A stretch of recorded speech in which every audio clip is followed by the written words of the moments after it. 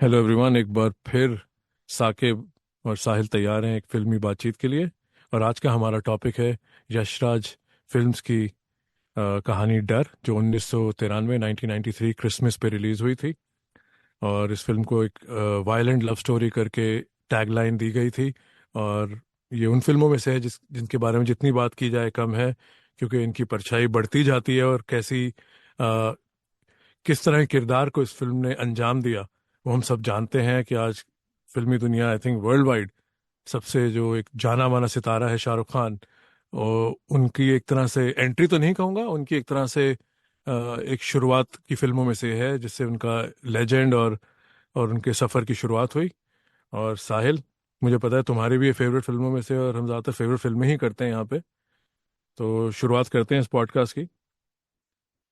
ये बताओ डर क्यों चुनी, और फिर आई थिंक शुरू में एक कस्टमरी ओपनिंग क्वेश्चन तुम्हारा भी होगा मेरी तरफ, और let's get this party started. Thank you Saqib भाई।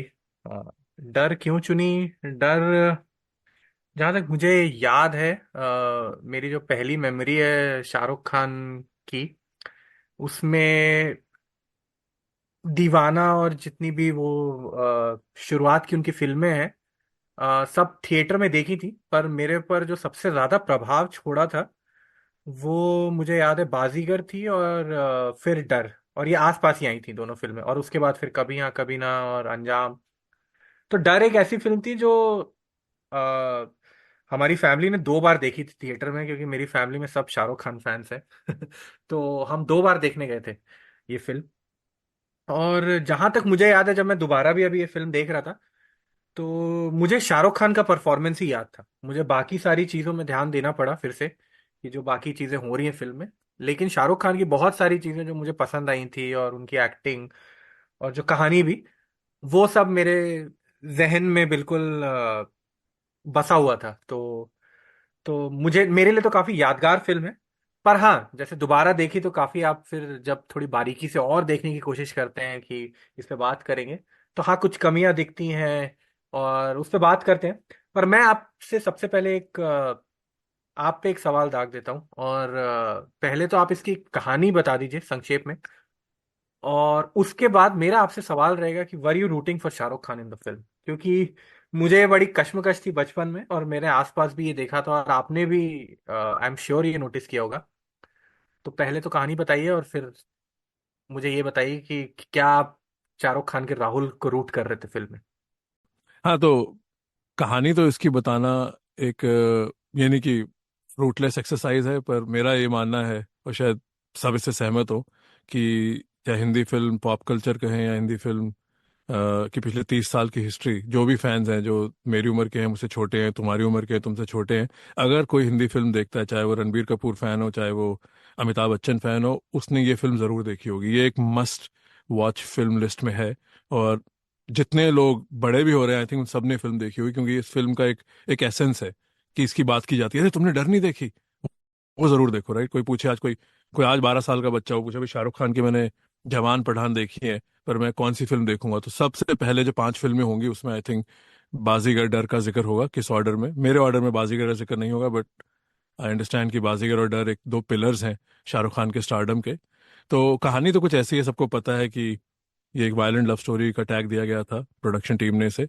तो शुरू में ही जब जूही चावला अपनी कॉलेज वेकेशन के लिए घर जा रही हैं शिमला में, जो कि शायद स्विट्जरलैंड में है, क्योंकि ऐसी ट्रेन्स आई डोंट थिंक मैंने कभी इंडिया में देखी नहीं तब। तो वहाँ पे बस ये बैकग्राउंड में एक ये एक नरेशन की जाती है कि प्यार जब हद से गुजर जाए तो पूजा बन जाता है, और जब पूजा बहक जाए तो जुनून बन जाता है। तो ये जब डायलॉग आता है, और मैं तब 12th में था, हमारे बोर्ड शुरू होने वाले थे, तो मैंने फिल्म सिनेमा में देखी थी। ये आपको ग्रिप कर लेता है बिल्कुल कि क्या होने वाला है। तब मुझे नहीं याद कितना ट्रेलर हमने इस फिल्म का पहले देखा था। तो बस फिर ये फिल्म एक कैट एंड माउस की है सिचुएशन। शाहरुख खान जो उस फिल्म के एंटागनिस्ट भी हैं, प्रोटैगनिस्ट भी हैं, उस पर भी बात की जाएगी कि ये एक definitely anti hero oriented film है, क्योंकि ये कभी हुआ नहीं था, एटलीस्ट जहाँ तक मुझे याद है कि किसी हिंदी फिल्म में। मैंने 80s में बहुत फिल्में देखी थी, तो कहीं एक ऐसी कहानी नहीं थी जहाँ एक ऐसा किरदार है जिसकी नज़र से हम एक ऐसी एक ऐसी लव स्टोरी और इस पे भी बात हो सकती है लव स्टोरी है कि नहीं, क्योंकि वन साइडेड स्टोरी ही है। तो बस फिर उसमें सनी देओल हैं और जूही चावला हैं जो कि they are madly in love with each other, और शाहरुख खान एक वो किरदार हैं जो किसी भी कीमत पे अपने प्यार को हासिल करना चाहते हैं, और वो किन गहराइयों तक गिरेंगे और किन गहराइयों तक उनका जुनून अ, उभर के आएगा। और वो पूरी एक कहानी ऐसी है कि उस टाइम, साहिल मैं ये कहूँगा, जब ये कहानी आई थी, जब पिक्चर देखी गई थी दिसंबर 93 में, पिक्चर की बॉडी में इतने सीन हैं जहाँ पे आपको लगता है कि यार ये चीज़ हमने देखी नहीं है। मुझे ज़्यादा याद नहीं है क्योंकि बहुत पुरानी बात हो गई है, और मैंने डर शायद 2 या 3 मरतबा देखी थी सिनेमा में, उसकी पहली रिलीज में। 2 बार तो डेफिनेटली देखी थी, ओडियन पे और द कनॉट प्लेस में लगी थी। और तो इसका इम्पैक्ट बहुत है, आगे जाके इसकी बात करेंगे। और तुमने दूसरा सवाल जो पूछा कि क्या आप इसके लिए रूट कर रहे थे, यार अब ये बहुत वैसा सवाल है, क्योंकि आजकल आप कुछ ऐसा कह देंगे रिकॉर्डिंग में, क्योंकि एंटी हीरो है, इसमें स्टॉकिंग है, इसमें वायलेंस है, इसमें एक वो जो कहते हैं कि बाउंड्रीज, मर्यादा को वो जो किरदार है क्रॉस कर रहा है, तो आप उसके लिए कैसे रूट कर सकते हैं। पर अब यहाँ पे मरहूम यश चोपड़ा साहब जिन्होंने फिल्म बनाई है, उन्होंने कहानी राहुल के वेंटेज पॉइंट से ज़्यादा दिखाई है। सनी देओल कहने को इस फिल्म के हीरो हैं, और उस जमाने में एक वो परिभाषा, एक डेफिनेशन थी कि जिसको लड़की नहीं मिली फिल्मों में या जिसको प्यार नहीं मिला वो मर जाएगा, चाहे मुकद्दर सिकंदर का अमिताभ हो, अनलेस कभी कभी हो जहाँ पे उन लोग दो किरदारों की डिफरेंट जगह शादियां हो गई हैं, and they live happily ever after. एक स्ट्रगल के बाद दे रियलाइज कि जो उनके पार्टनर्स हैं, डर में एक नई चीज़ उभर के आई थी कि यहाँ पे अ, उस कैरेक्टर ने गाने भी गाए हैं, और उस कैरेक्टर में एक मासूमियत भी है कि पता है कि भाई वो एक सिंगल पेरेंट चाइल्ड हैं। तो ये काफ़ी चीज़ें थी, अगर आपने इंग्लिश फिल्में बहुत देखी हैं पहले, तो शायद आपको ऐसे कैरेक्टर से आपका इत्तेफाक हो, आपका इंट्रोडक्शन हो चुका हो। पर जो उस ज़माने में मेरे दोस्त थे और जो हम सब लोग 12th में थे, और यानी कि मेरे कजन्स भी जो थे, आई थिंक ये हिंदी फिल्मों में एक ऐसा पहला किरदार था। और जबकि 3 हफ्ते पहले ही बाजीगर, या 5 हफ्ते पहले दिवाली पे बाजीगर आई थी, पर ये बाजीगर के मुकाबले मेरी नज़र में एक बहुत ही मुख्तलिफ या डिफरेंट जैसे कहेंगे किरदार था। तो इस पे इनका रूट करना, हाँ आई मीन, मुझे याद है एक मेरा दोस्त था जो शाहरुख खान के कैरेक्टर के मरने के बाद जब उसको बोट पे मार दिया जाता है, तो वो रोया भी था। तो मुझे ऐसा तो कुछ नहीं हुआ था, तो फिर हमने बातचीत भी की थी बाद में, तो मेरे दोस्त थे, उनके बड़े भाई ने बोला था नहीं ये तो साइको है, ये जो भी वर्ड यूज किया था, कैसे तुम इसके लिए रूट कर सकते हो, कोई तुम्हारी बहन के पीछे ऐसे आए या बला बला तुम्हारी गर्लफ्रेंड के पीछे आए। और उस टाइम हमारी गर्लफ्रेंड वगैरह ऐसे नहीं थी, बहुत कम लोग थे इनकी गर्लफ्रेंड थी, तो वो बात हाँ, समझ आ गई थी। बट ये कहना कि पिक्चर से निकल के मैं सोच रहा था कि सनी देओल ने जो कपड़े पहने हैं, वैसे कपड़े पहनूं, नहीं। शाहरुख खान ने जो डेनिम शर्ट्स पहनी हैं वो बहुत पॉपुलर हो गई थी उस जमाने में। हम्म, तो हाँ हम हाँ सब, और वो जो उनके जूते हैं जो उन्होंने बूट्स पहने हैं ब्राउन कलर के, भाई अब ये इम्प्रेशनेबल जब लोग हैं, और मैंने पहले ही बोला है, तो मुझे इन चीज़ों का भी दिल्ली में बड़े होके बहुत सबकॉन्शियसली, फिल्म स्टार ही हमारे वो हैं कि भाई किनको देख के हमने कपड़े पहनने हैं, जब मेरे बाल भी थे तो बाल भी कैसे रखने हैं। तो शाहरुख खान एक वो इमेज छोड़ दी थी। हाँ मैं घुमा फिरा के बात कर रहा हूँ, पर आई थिंक इस पे मैं तुम्हारा व्यू जानना पाऊंगा, क्योंकि आखिर में तो जब वो पुलिस वालों को गिरा देते हैं लिफ्ट से, और आगे जाके फिर आखिर में सनी देओल को छुरा भी मारते हैं, फिर तो आपको पता है कि ये आदमी बिल्कुल ही गलत है, और इनका मेंटल संतुलन, तब हम ऐसी बातें, ऐसे वर्ड्स यूज नहीं करते थे कि वो सही नहीं है। पर कहीं ना कहीं यश चोपड़ा साहब ने भी, जब एंड में वो मर जाते हैं, वहां वो गाना चलता है, सैड वर्जन ऑफ जादू तेरी नजर, और फिर वो कहते हैं जी, किरण कभी आ, मुझे याद करना तो कभी नफरत से याद न करना, मैं बुरा हूं, हाँ, मैंने जो मुझे भी गलत वो मत समझना। हाँ हाँ, तो हाँ वो एक, अब मुझे नहीं पता कि ये यश चोपड़ा साहब भी थोड़े से सिंपथाइज कर रहे थे अपनी कहानी में। एक्चुअली हाँ उन्होंने एंड में तो सनी देओल ने किरण की जो उनकी स्टटरिंग है उसका मजाक उड़ाया और दिखा दिया कि भाई किसी को परवाह नहीं है, राहुल को छोड़ के वो लोग आ गए और किसी ने पूछा भी नहीं। हाँ दिलीप ताहिल तक को नहीं दिखाया कि उनको पता चला उनका बेटा स्विट्जरलैंड में मारा गया है। तो उन्होंने क्लियरली एंड में तो, अगर आपने पेपर या फिल्म लिखी है तो ग्लोरीफाई नहीं किया है, बट हाँ मरते वाले सीन से लेके वो फिल्म शाहरुख खान की ही फिल्म है। तो ईमानदारी से जवाब देना मुश्किल है कि हम सब किसके लिए रूट कर रहे थे। हमें पता है कि जूही चावला इनसे डर रही है और प्यार ऐसा नहीं होता, वो तो सबको पता है। बट एक अल्फा मेल तो नहीं कहूंगा, जो आगे जाके शायद कंपैरिजन निकले, बट पता नहीं सुनने वालों को भी मैंने बोर किया। मैंने खुल के जवाब नहीं दिया क्योंकि खुल के जवाब देना मुश्किल है। तुमने फिल्म हाँ कब देखी है? 93 में तुम बहुत छोटे थे, तुमने तो हाँ। जरूर ये फिल्म बाद में ही देखी होगी, क्योंकि तब तो तुम। नहीं नहीं नहीं, मैं थे मुझे मैंने मैंने थिएटर में देखी। मैंने आपको कहा कि मैंने 2 बार देखी है थिएटर में फिल्म। उस समय मैं 6-7 साल का था। मुझे याद है, तो हमने शाहरुख खान की हम ज्यादातर फिल्में थिएटर में देखते थे। मेरा ये मानना है कि हाँ, जब मैं बहुत छोटा था, बच्चा था, तो उसमें भी मुझे तो दुख हुआ था। बट मैं उस समय, आप कह लीजिए कि 6-7 साल का बच्चा है, उसे कुछ नहीं पता, है ना। तो दुख तो हुआ था, पर उसका मुझे अब जो रीजन समझ में आता है कि मुझे क्यों शाहरुख खान पसंद था या मैं रूट कर रहा था। मुझे एक रीजन लगता है कि पहले क्या होता था कि हमारे पास एक गाने, आप जब फिल्म का ट्रेलर देखते थे और उसके साथ आप एक ऑडियो कैसेट ले आते थे, और एक गाने चलते थे आपके फिल्म में, मतलब आपके घर पे।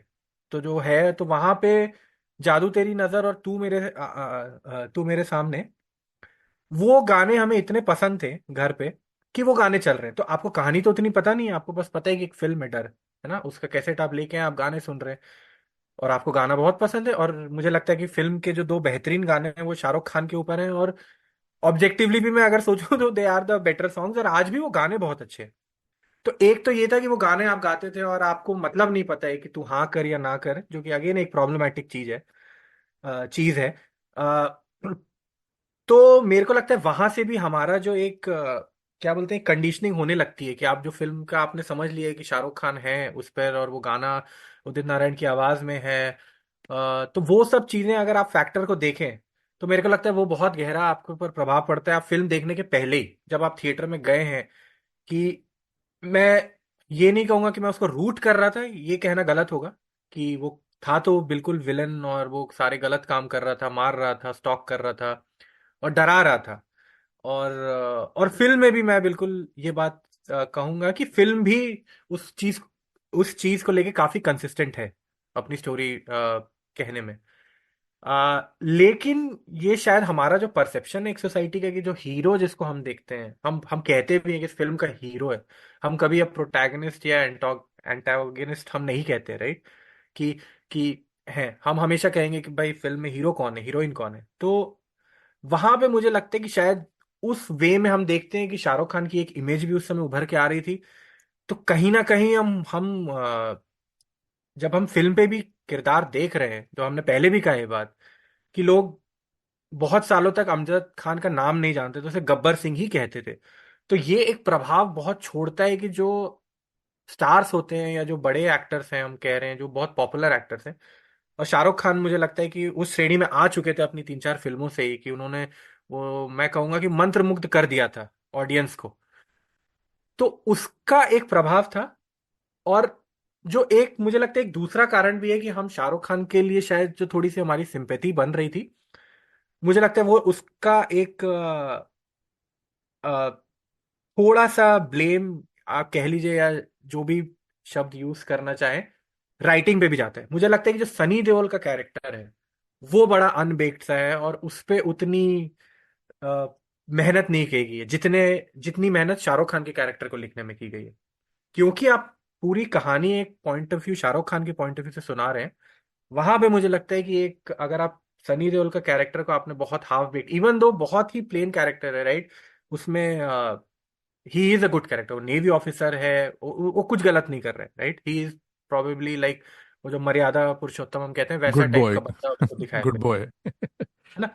तो अगर मे बी वहां पे आप, मैं ये नहीं कह रहा हूं कि उसके आप ग्रे शेड्स दिखाते, बट आप थोड़ी वल्नरेबिलिटी या जो आप लेके आते हैं ना, तो या तो उसके पॉइंट ऑफ व्यू से कुछ सीन्स लाते, तो वहां पे मुझे लगता है कि शायद हम वो शाहरुख खान को उतना सिंपैथाइज नहीं करते। क्योंकि all through out the film में जब मैं दोबारा भी देख रहा था, मुझे लगा कि हर फ्रेम में जब शाहरुख खान है फिल्म में, तो मेरा इंटरेस्ट बंधा हुआ है। पर बाकी जब भी कहीं सीन्स हो रहे हैं सनी देओल और जूही चावला के, अनुपम खेर के, या, तो वहां पे मेरा ध्यान थोड़ा भटक भटक रहा है, और मुझे लगता है स्क्रिप्ट भी ऊपर नीचे है वहां पर। क्योंकि वो कहानी बिल्कुल आप शाहरुख खान की कह रहे हो, और 2 घंटे 56 मिनट की फिल्म, खास करके अगर मैं थिएटर में देखूं, तो बहुत सारी चीजें हैं जो मुझे लगी कि नहीं, फिल्म में सही नहीं है। बट जैसे कि आपने शुरू में कहा, और मैं बार बार कह रहा हूँ कि यार ये शाहरुख खान की पर आप ग्रेटनेस कह लीजिए, या फिर उनकी जो नेचुरल एक टैलेंट था उनका, कि वो बिल्कुल आपको हर फ्रेम में मुझे दिखता है कि जब वो फिल्म में है तो मेरा ध्यान बिल्कुल उन पे रहता है कि, और शायद वो जब नहीं भी है तो फिर ये लग रहा है कि हाँ, उसको दिखाओ वो क्या करने वाला है, वो क्या करेगा नेक्स्ट, या उसकी क्या अगली हम्म चाल होगी, या वो कैसे इसको हैंडल करेगा।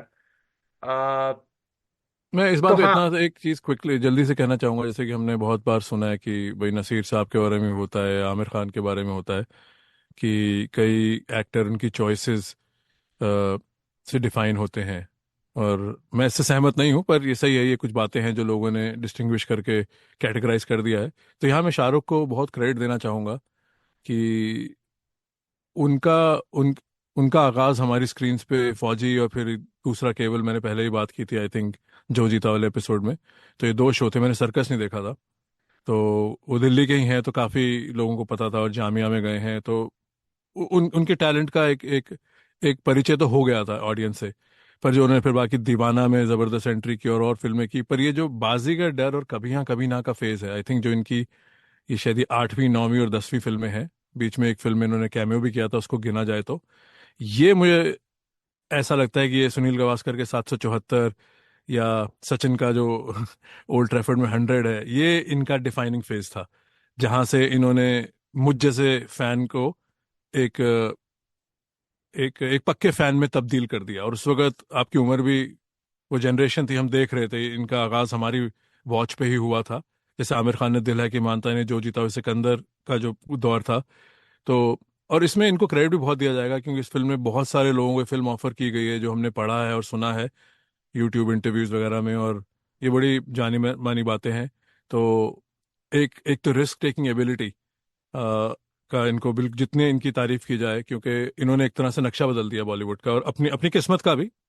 बट वो एक रिस्क टेकिंग फीचर था इनका, जो शायद अंजाम में मेरा मानना है थोड़ा ओवरकिल था, but at the same time किसी को मैं जज नहीं करूंगा कि उस टाइम ये अपना ये वजूद जमा रहे थे। और जैसे इन्होंने लक बाय चांस में कहा था कि शुरू की फिल्में आपको चुनती हैं, बाद की फिल्में आप चुनते हो। इन्होंने तो कहा था पहली फिल्म, पर मैं कहूँगा शुरू की फिल्में उस टाइम।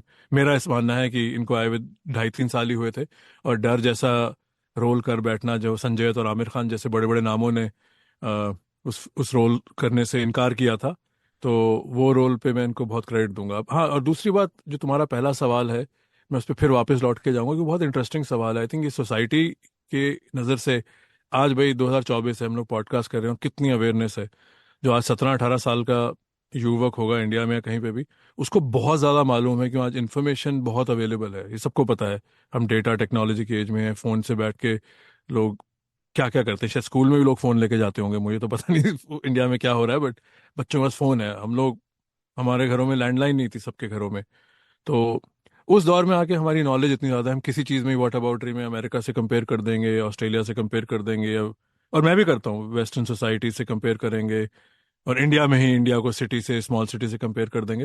बट ओवरऑल ये जो कंडीशनिंग का जो है, उस हिसाब से बॉलीवुड और सोसाइटी जहाँ थी, वहाँ ऐसी फिल्म यश चोपड़ा ने बना दी, चाहे दिख बनाई राहुल के माध्यम से ही है, पर आखिर में जो, आई थिंक वो बहुत स्मार्ट मूव थी, जो आखिर में सनी देओल उनको मॉक करते हैं एयरपोर्ट पे, वहाँ उन्होंने, यश चोपड़ा हाँ। ने एक तरह से जैसे आखिर में ठप्पा लग गया कि भाई जो भी है गाना गाया है, सब कुछ किया है, मैंने राहुल को सेलिब्रेट नहीं किया है। And we can argue all day long कि फिल्म के बीच में जो हो रहा है, वहां लग रहा है कि हम सब 99.9% लोग उस टाइम राहुल के नजरिए से ही फिल्म देख रहे थे। और ये हाँ। बहुत पावरफुल है, जो तुमने भी कहा ना, कहानी में जो गाना होता है, चाहे वो लोगों को मार रहा है, पर आपसे शुरू में उसका जो इंट्रोडक्शन कराया गया है, आपको लगा यार ये बहुत शर्मीला किस्म का इंसान है, प्यार करता है, छुप छुप के पीछे से रह रहा है। कहीं ना कहीं कई लोगों ने सोचा हो ये तो मेरी कहानी है, but then it becomes dark, ऐसे नहीं, ये मेरी कहानी नहीं है, हमने किसी पुलिस वाले को लिफ्ट से नहीं गिराया, हमने किसी को मारा नहीं है, ये वो। तो और साहिल, तुमने भी बहुत हिंदी फिल्में देखी हैं, जैसे कितनी पुरानी फिल्म हमने देखा है, किसी रियासत का राजकुमार किसी राजकुमारी से प्यार करता है और वो विलन होता है, और उसको मार दिया जाता है, और उसको उसकी मोहब्बत नहीं मिलती। तो ऐसा नहीं है हम्म। कि पहले लोगों ने ट्राई नहीं किया, पर ये कहानी एक एंटागनिस्ट, एक विलन अगर कहें, उसके नजरिए से है, तो ये बहुत बड़ा डिपार्चर था हिंदी स्टोरी टेलिंग में।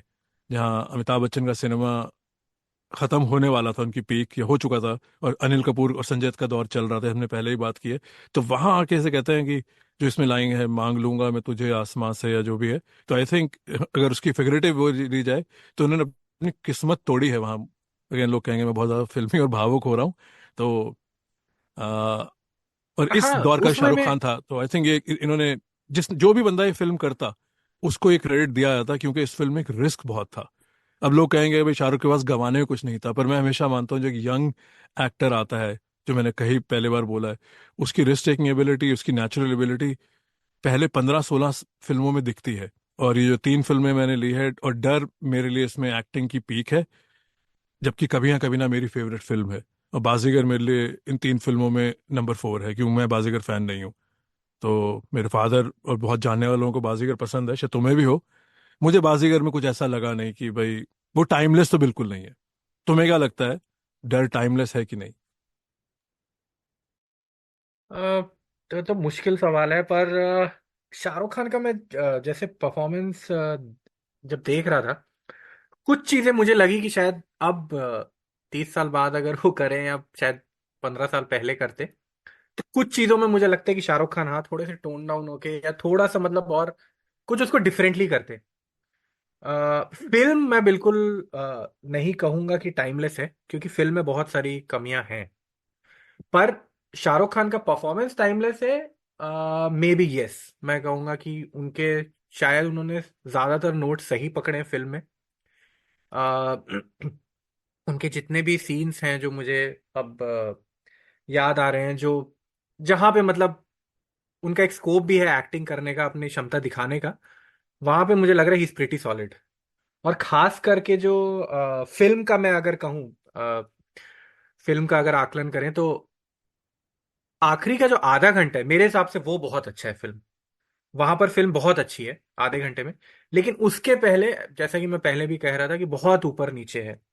जो जो कुछ चीजें मुझे बड़ी अच्छी लगी हैं, कि जो जैसे कि अगर शाहरुख खान के कैरेक्टर की बात करें, तो जो उनकी जो एंट्री है, एक तो वो गाने में आप सुन लेते हैं कि वो गाना गा रहे हैं वहां पे, बाद में पता चलता है कि वो गा रहे थे और सुनील नहीं था। पर जो वो ऊपर खड़े हैं बिल्डिंग पर, और वो पेटल्स तोड़ रहे हैं और कह रहे हैं शी लव्स मी नॉट, मुझे वो चीज बड़ी अच्छी लगी, कि वो जिस तरह से उनका कैरेक्टर का इंट्रोडक्शन होता है, कि वो कितना ऑब्सेस्ड है बंदा, और ही इज, आपको एक झटके में समझ में आ जाता है कि like he is a psycho, है ना, कि ये बंदा लाइक कुछ भी करने को तैयार है उस लड़की के लिए। अ, और भी हैं काफी चीजें जो मुझे पसंद है फिल्म में, जैसे कि एंड हमने पहले भी बात करी कि जो चेस सीक्वेंस है सनी देओल और शाहरुख खान का,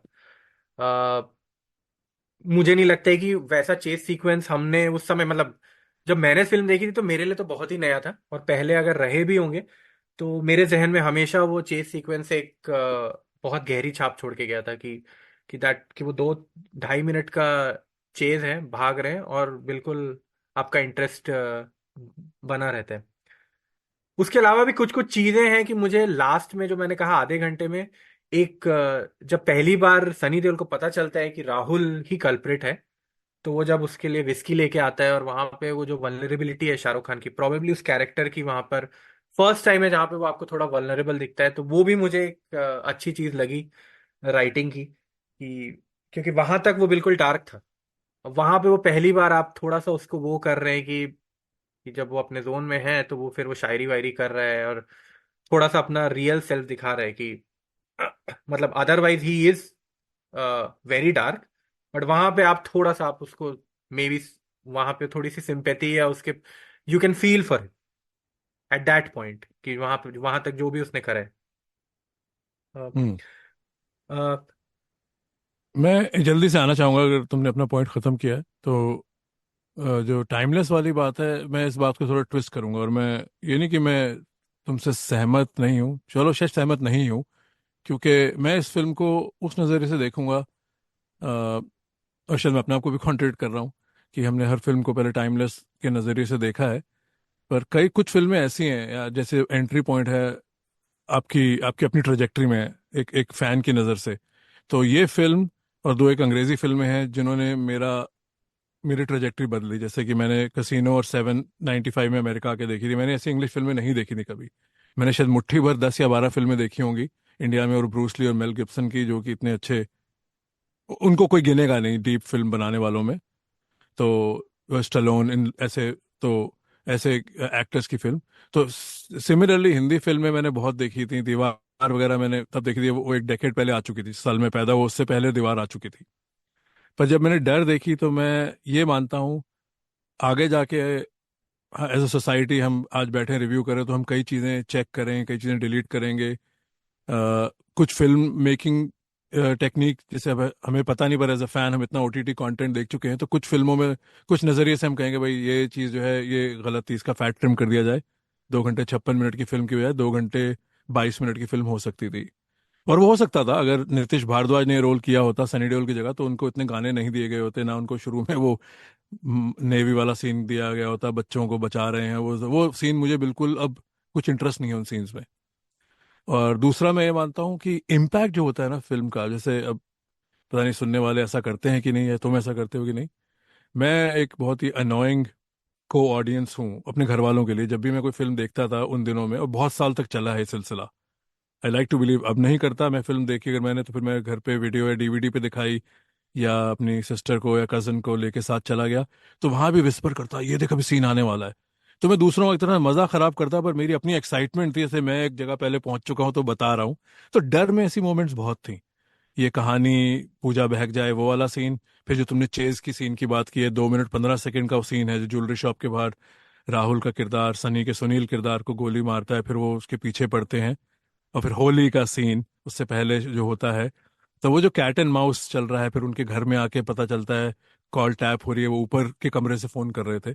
चाहे चीजें लॉजिस्टिकली पॉसिबल नहीं है, पर ये जो कैट एंड माउस सीक्वेंस है राहुल और सुनील का किरण को लेके, ये बहुत इम्पैक्टफुल था, क्योंकि ऐसा आपने कुछ देखा नहीं होता। तो आप घर आके दोस्तों से, फैमिली मेंबर्स से शेयर करते हैं। तो और मेरे पेरेंट्स ने तो शायद डर वीडियो पे ही देखी थी, तो जब उनके साथ मैंने देखी थी, मैं फिल्म 4 बार देख रहा हूँ।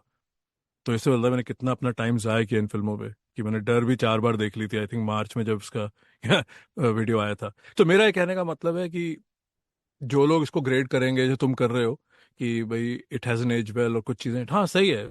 अनुपम खेर पे भी हम आएंगे, कुछ कॉमेडी सीन्स हैं जो क्रिंज है, बट जो ओवरऑल फिल्म का स्टोरी टेलिंग का जो पॉइंट था, वो पहली बार हुआ था हिंदी फिल्मों में। आई एम श्योर कई सुनने वाले कहेंगे कि एक दो पुरानी ऐसी फिल्में हैं जहाँ पे एंटी हीरो है डैनी ने और सुरेश ओबरॉय ने जो केप फियर की रीमेक की थी, पर वहाँ डैनी गाने नहीं गा रहा। डैनी डेनीरो की तरह बहुत ही इंटेंस कैरेक्टर है, जेल से निकला है और वो बदला लेना चाह रहा है। यहाँ जैसे आप गाना गाते हैं और आप कॉलेज स्टूडेंट बन जाते हैं और आप अच्छे कपड़े पहन के एक नेवी ऑफिसर के बेटे हैं, तो वहीं से एक अंदर से एक आवाज आती है सबकॉन्शियस, ये तो अभी हमारी तरह है, ये तो एक मिडिल क्लास बंदा है हु मीन्स वेल, पर ये शर्मीला है। तो आई थिंक वो सारी चीजों के ऐसे जो एक पैकेज था, कहीं से भी डर चाहे इंस्पायर हुई हो, शायद तुम्हें पता भी है किस फिल्म से इंस्पायर हुई है, तो मैं तुम्हें मौका दूंगा बोलने का। पर वो जो फिल्म के 1 घंटा 20 मिनट 1 घंटा 40 मिनट है, जो शाहरुख खान की एंट्री से लेकर शाहरुख खान के एंड तक है, वो बहुत इम्पैक्टफुल है। तो मैं 31 साल के बावजूद भी, या 30 साल इसकी एनिवर्सरी हो गई है, मैं इतना हार्श नहीं हूँगा कहूँगा कि ये it has an edge as. Well, मैं बाकी सारी चीज़ों को हटा दूंगा, पर जो एक इसका सिनेमैटिक और सोसाइटल उस दौर में जो एक इम्पैक्ट था, आई थिंक वो आज भी कायम है। क्योंकि आजकल के कोई कोई पहली बार देखा है, शायद उन्होंने बेहतर स्टोरियां देख ली हैं और कहानियां देख ली हैं, तो वो लोग शायद कहेंगे हाँ इसमें क्या बड़ी बात है, क्योंकि कितना ऐसा कंटेंट ओटीटी पे और इंटरनेशनल सिनेमा और इंटरनेशनल टीवी से हमें मिलता है। पर अपनी मेरी पर्सनल जर्नी में मुझे लगता है कि डर का एक मकाम है। और मैं जानता हूँ उसमें कुछ कमियां हैं, पर जो उसका ओवरऑल मैसेज था उस कहानी का, जो अंदाज था कहने का, और जो शाहरुख खान की परफॉर्मेंस थी, और जो यश चोपड़ा की डायरेक्शन थी, मैं उसको काफ़ी ऊपर रखता हूँ आज भी। तो मैं उसको टेस्ट ऑफ टाइम वाले ब्रैकेट में डालूंगा ही नहीं, अगर मुझे पता है कि उसको तुम जैसे इन्विजिलेटर फेल करेंगे, तो मैं उसको एक अलग ब्रैकेट में रखूंगा। नहीं नहीं, क्योंकि मैं उसे फेल बिल्कुल भी नहीं कर रहा हूँ। और जैसे मैंने कहा, बिल्कुल जो शाहरुख खान का परफॉर्मेंस है उसमें तो एक नॉवेल्टी फैक्टर है कि वैसा आपने किरदार बिल्कुल शायद पहले, अगर हमने बाद में भी फिल्में हम देख लें जो 70s की 80s की, तो उसमें भी आपको वैसे किरदार नहीं मिलेंगे जो शाहरुख खान ने प्ले किया है। पर जब हम मैं वही कह रहा हूँ कि जब आप टोटालिटी में फिल्म देख रहे हैं, जब मैं दोबारा देख रहा था, कि अब आई एम श्योर आपने भी किया होगा, कि वो कुछ सीन्स हैं और कुछ चीजें हैं जो फिल्म को रोकती हैं, जो फिल्म को एक बिल्कुल आपका इंटरेस्ट हटा देती हैं। अगर शुरू के 10 मिनट फिल्म के 15 मिनट में को आप एंगेज नहीं कर पा रही है आज, खास करके आज के टाइम में, तो मैं उसी पैरामीटर पे मैं कह रहा हूँ कि it won't stand the test of time. Shahrukh Khan का परफॉर्मेंस, जैसा मैं पहले भी कहा कि maybe, yes, that that stood the test of time for me, कि उसमें मुझे ज्यादा कुछ प्रॉब्लमैटिक ऐसा नहीं लगा या फिर कुछ ऐसी चीजें नहीं लगी। हाँ वो डिफरेंट, पर वो तो डिफरेंट आप कर ही सकते हैं कि वो इतना डार्क कैरेक्टर है कि इन, बट ओवरऑल जो भी मैं देख रहा था कि उनको जिस सीन में मैंने पहले भी कहा कि बिल्कुल मेस्मराइजिंग है उनका परफॉर्मेंस, कि वहां पे mesmerising may be is not the right word, पर हाँ वो आपका अटेंशन कैप्चर करके रखते हैं हमेशा, कि आप हम्म। देख रहे हैं, आपकी नजर हमेशा है कि अगर सीन में 4 लोग खड़े हैं तो आपका ध्यान शाहरुख खान पर ही है। और मे बी ये शाहरुख खान की, मेरे ख्याल से वो जस्ट डर की बात नहीं है, ये उनकी शायद रेगुलर लाइफ में भी ये चीज एप्लीकेबल है, कि अगर शाहरुख खान एक इंटरव्यू दे रहे हो, 4 लोग बैठे हैं, तो शायद आपकी नजर हमेशा शाहरुख खान पे रहेगी। और ये एक उनकी, मतलब एक, जो मैं हमेशा कहता हूँ कि एक मैग्नेटिक पावर है उनमें, कि आपका ध्यान उनकी तरफ हमेशा जाता है। नहीं, पर बहुत बहुत एक्टिंग बड़े वाइज भी स्टार हैं। मैं इसको काफी हाईली रेट करता हूँ शाहरुख खान के करियर ट्रेजेक्टरी में, कि मुझे और लगता है कि one of his greater performances in films. तो तो वहां पे मैं बिल्कुल आपके साथ सहमत हूँ शाहरुख खान के परफॉर्मेंस पर। और मैं वहां वो भी आपकी बात समझ रहा हूँ कि वो जिस दौर में वो फिल्म आई थी, उस हिसाब से बिल्कुल एक अपने आप में एक नायाब फिल्म है, कि उस तरह नहीं के आपने किरदार देखे नहीं है। और आई एम प्रिटी श्योर कि उसके बाद बहुत सारे लोगों को ये लगा होगा जिन्होंने ये फिल्म छोड़ी, कि हमने क्यों नहीं किया, क्योंकि इसमें आपके पास अपनी प्रतिभा दिखाने की बहुत क्या कह लीजिए काबिलियत है उसमें, मतलब आपके पास बहुत स्कोप है कि आप अपना टैलेंट बिल्कुल दिखा सकते हैं, कि रोल आपको एक तरह से खुली छूट दे रहा है, जो किरदार लिखा गया है। तो वहां पे मैं बिल्कुल सहमत हूँ। पर ओवरऑल मैं मानता हूँ कि फिल्म जब हम टोटालिटी में देखेंगे, तो फिल्म में अगर आपको आगे बढ़ा के देखनी पड़ रही है, आज की कुछ सीन्स मैं स्किप कर देता हूँ, गाना स्किप कर देता हूँ, या इसको ऐसे बढ़ा लेता हूँ, वो फिर मुझे लगता है कि वो फिर फिल्म की आप एडिटिंग की कह लीजिए कि वो कमी है, या या उसकी लिखाई में थोड़ी कमी है। पर हाँ उस वे में मैंने कहा कि फिल्म हैजंट एज्ड वेल। पर चलिए आगे बढ़ते हैं।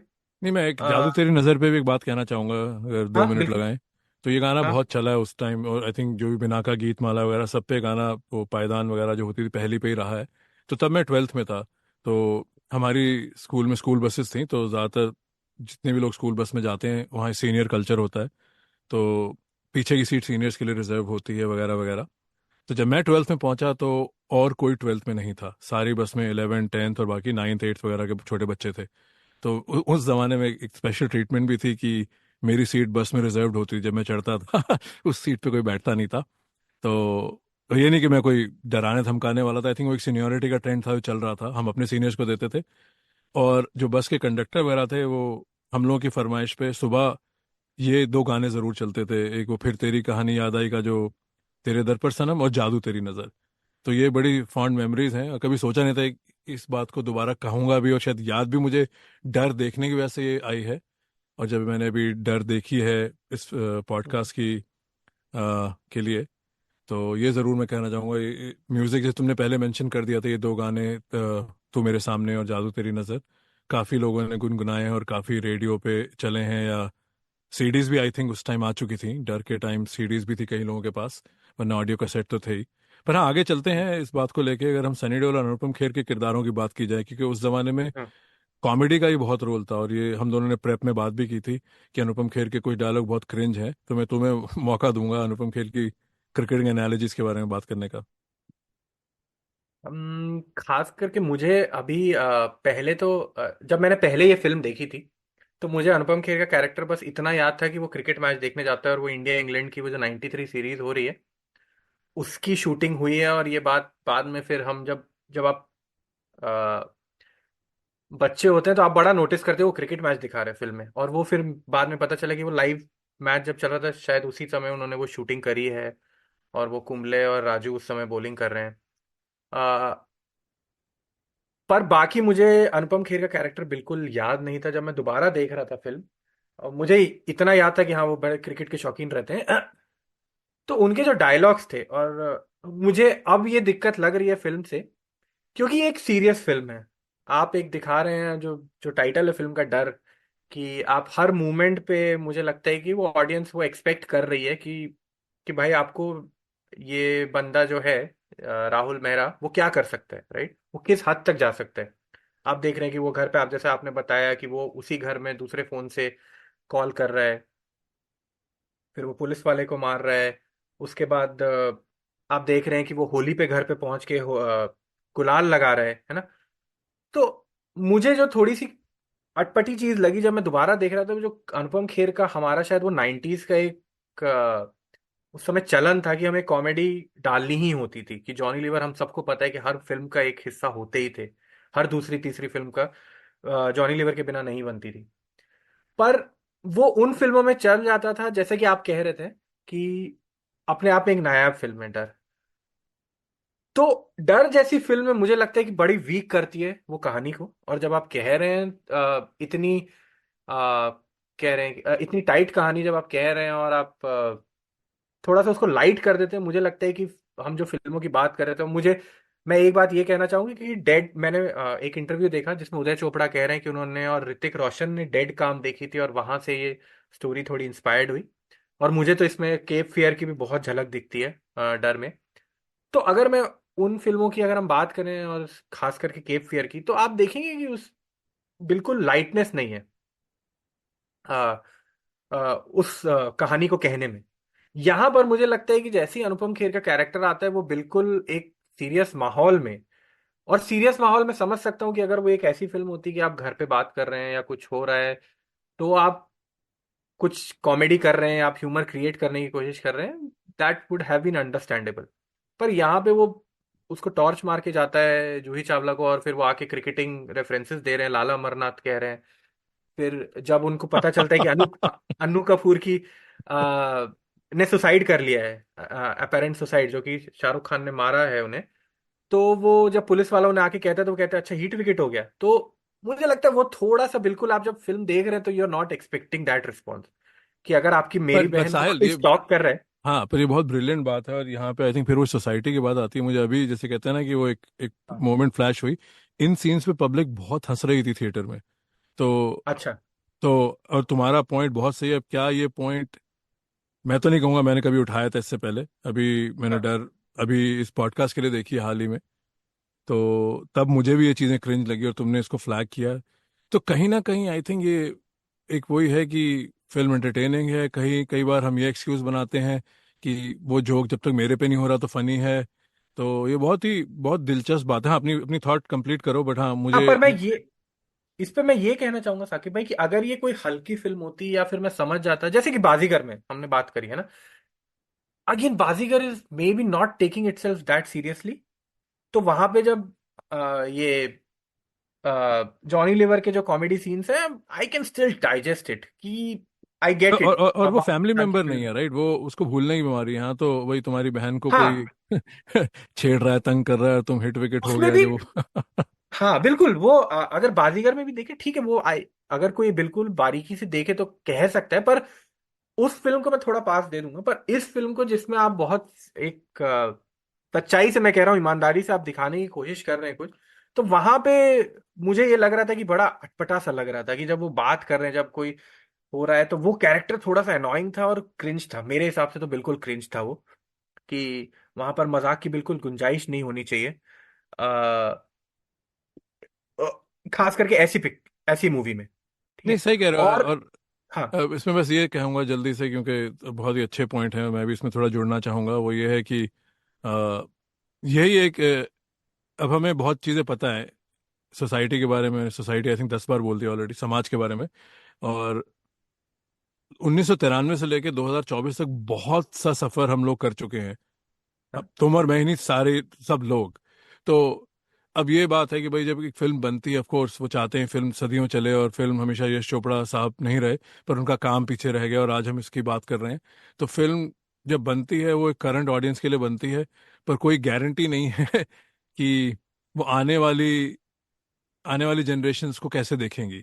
क्योंकि जैसे अमिताभ की फिल्मों में, नमक हलाल वगैरह में जो गाने हैं, हम जहाँ पे अफ्रीका या कहीं ऐसे लोगों का इस्तेमाल करते हैं, वो क्लियरली उसको आप एक रेसिस्ट कॉनोटोन से देख सकते हैं आज। तब हमें एज अ समाज पता नहीं था। तो वही एक चीज़ है कि कोई लड़की को छेड़ रहा है, वहां पे भी उसके भाई को जोक जरूर सुनाना है। लाला अमरनाथ, और जब वो एक डेथ की न्यूज आती है कि राहुल मारा गया, वहां पे क्या हिट विकेट हो गया, वो पहला उनका वो है कि I mean come on, 1 minute के लिए तो आप सीरियस हो जाओ।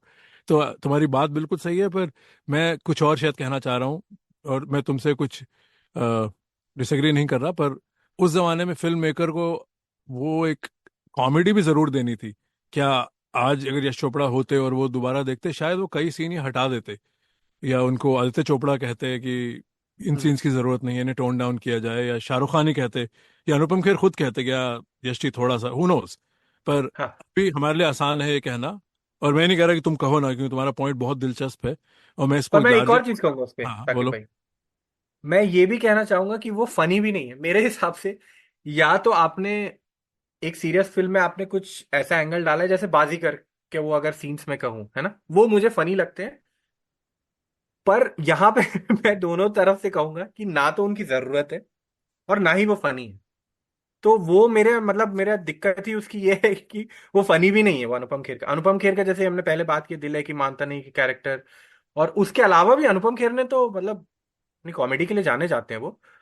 पर यहाँ पर बिल्कुल मतलब आउट ऑफ सिंक है वो कहानी से, और वो तो मुझे वो दिक्कत है, मतलब वो दोनों तरफ से मतलब वो दिक्कत है मुझे। मैं सिर्फ ये नहीं कह रहा हूँ कि वो मेरा ये कहानी मानना में। है, हाँ नहीं, मेरा हाँ। ये मानना है कि again, not to repeat myself, कि मैं डिसएग्री कर रहा हूँ। लम्हे में जब अनुपम खेर अनिल कपूर के दोस्त बने हैं, और वहाँ पे उनका फेमस डायलॉग था कि गॉड का सेंस ऑफ ह्यूमर भी सिक हो गया है, तो मुझे कहीं ना कहीं लगता है कि जो भी डायरेक्टर्स हैं, हमने पहले ही बात की है, वो अपने कितने एक्टर्स को रिपीट करते हैं। तो अनुपम खेर उन फिल्मों में आए हैं यश चोपड़ा की, तो कहीं ना कहीं मुझे उसमें ये जो किरण के भाई का उन्होंने किरदार प्ले किया है हाँ। इसमें, जूही चावला के, तो मुझे कहीं ना कहीं उसकी एक्सटेंशन लगती है ये, कि हाँ। उस ह्यूमर की भी जरूरत नहीं थी। पर मैं ये तो कहूंगा कि दोगलापन होगा, किसी के पास हाँ। रिसीट्स नहीं है तब मैं कैसा था, मैं इन सीन्स पे तब हंसा था। पर हाँ, आज ओके। मुझे बिल्कुल लग रहा है कि ये सीन आउट ऑफ लाइन है, थोड़ी ओवरकिल है। और ओवरकिल की एक बात की जाए, एक और सीन है जिसके बारे में बात करूंगा, वो अनुपम खेर का नहीं है, पर जूही चावला और सनी देओल जब स्विट्जरलैंड जाते हैं राहुल को धोखा देके, क्योंकि राहुल के किरदार को लगता है वो गोवा गए हैं और वो स्विट्जरलैंड गए। तो अगर आप किसी एक ऐसे इंसान से अपना पीछा छुड़ा रहे हैं, तो मुझे ये भी लगता है वहां जाके वो गाना गा रहे हैं, अपना हनीमून एंजॉय कर रहे हैं, कहीं उनको वो डर दिखा ही नहीं जो फिल्म का नाम है। क्योंकि कोई ऐसी लड़की है जिसको परेशान कर दिया हो, जिसकी बाउंड्रीज वायलेट कर दी, होली पे रंग लगा दिया, उसके मंगेतर को गोली मार दी, तो अचानक स्विट्जरलैंड की 8-10 दिन की ट्रिप में आके आप इतने खुश हो गए, तो वो भी एक, मुझे लगता है, कहानी की कमजोरी है। कि हम्म। वहाँ शाहरुख खान की परछाई होनी चाहिए थी, वहाँ ऐसे सीन होने चाहिए थे कि सनी और उनके बीच में तकरार हो रही है, भाई मैं तुम्हें यहाँ लेके आया हूँ, मैं कुछ कर रहा हूँ तुम्हें खुश करने के लिए, कि हम जीना छोड़ दें, हमें एंजॉय करना हाँ चाहिए। बिल्कुल। और जूही का या कैरेक्टर कहता है कि तुम मेरी जगह नहीं हो, वो मुझे फोन करता है, मुझे ख्वाबों में आता है, राइट, हर जगह मुझे नाइटमेयर्स आती हैं। हाँ। हाँ। तो वो एक बहुत ही फिल्मी फॉर्मूला है। और अगेन वो क्रिटिसिज्म ही है, जैसे जो तुम टेस्ट ऑफ टाइम कह रहे हो, वहां पे ये मेरा दोगलापन है कि मैं वो वाला पॉइंट उठा रहा हूँ। पर ये आई थिंक ये पॉइंट मैं सामने रखना चाहता था। अगर तुमने अच्छा। अनुपम खेर और तो कॉमेडी की और बात करनी है, we can go back there. नहीं नहीं, ठीक है। अब मैं आपसे एक नेक्स्ट पॉइंट पे चलिए मूव करते हैं, और मैं आपसे ये पूछता हूँ कि मैं बिल्कुल उस पर अपनी ओपिनियन दूंगा। पर आपको जो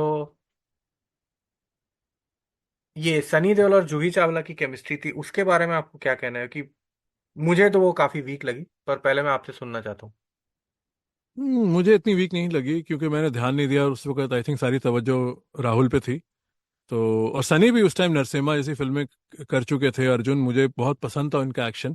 तो ये एक स्टार कास्ट थी, जो एक ensemble था कि दो बड़े हीरो आप लेके आए, एक उभरता सितारा और एक एस्टैब्लिश सितारा। तो पर हाँ, मुझे थोड़े बहुत जो इश्यूज थे वो थे कि अभी मैंने डर को देख के मैंने ये गूगल किया कि इंडिया में क्या कॉलेजेस की भी यूनिफॉर्म होती हैं, तो लिखा था कुछ कॉलेजेस में है।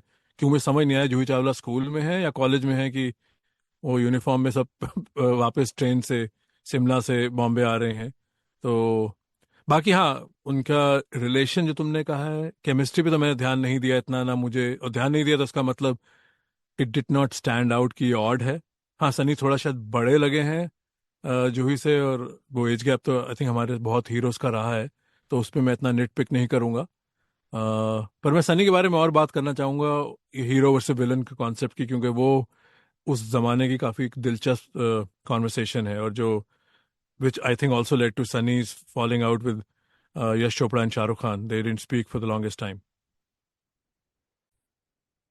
हाँ, मैं पहले उस पे सनी और जूही की जो केमिस्ट्री थी, जो आपने पहले कहा कि, और मैंने पहले भी ये बात कही थी कि जो सनी का कैरेक्टर है वो बिल्कुल ही आप कह लीजिए कि वो जो प्लेन वनीला कैरेक्टर है, एकदम वन डायमेंशनल कैरेक्टर है।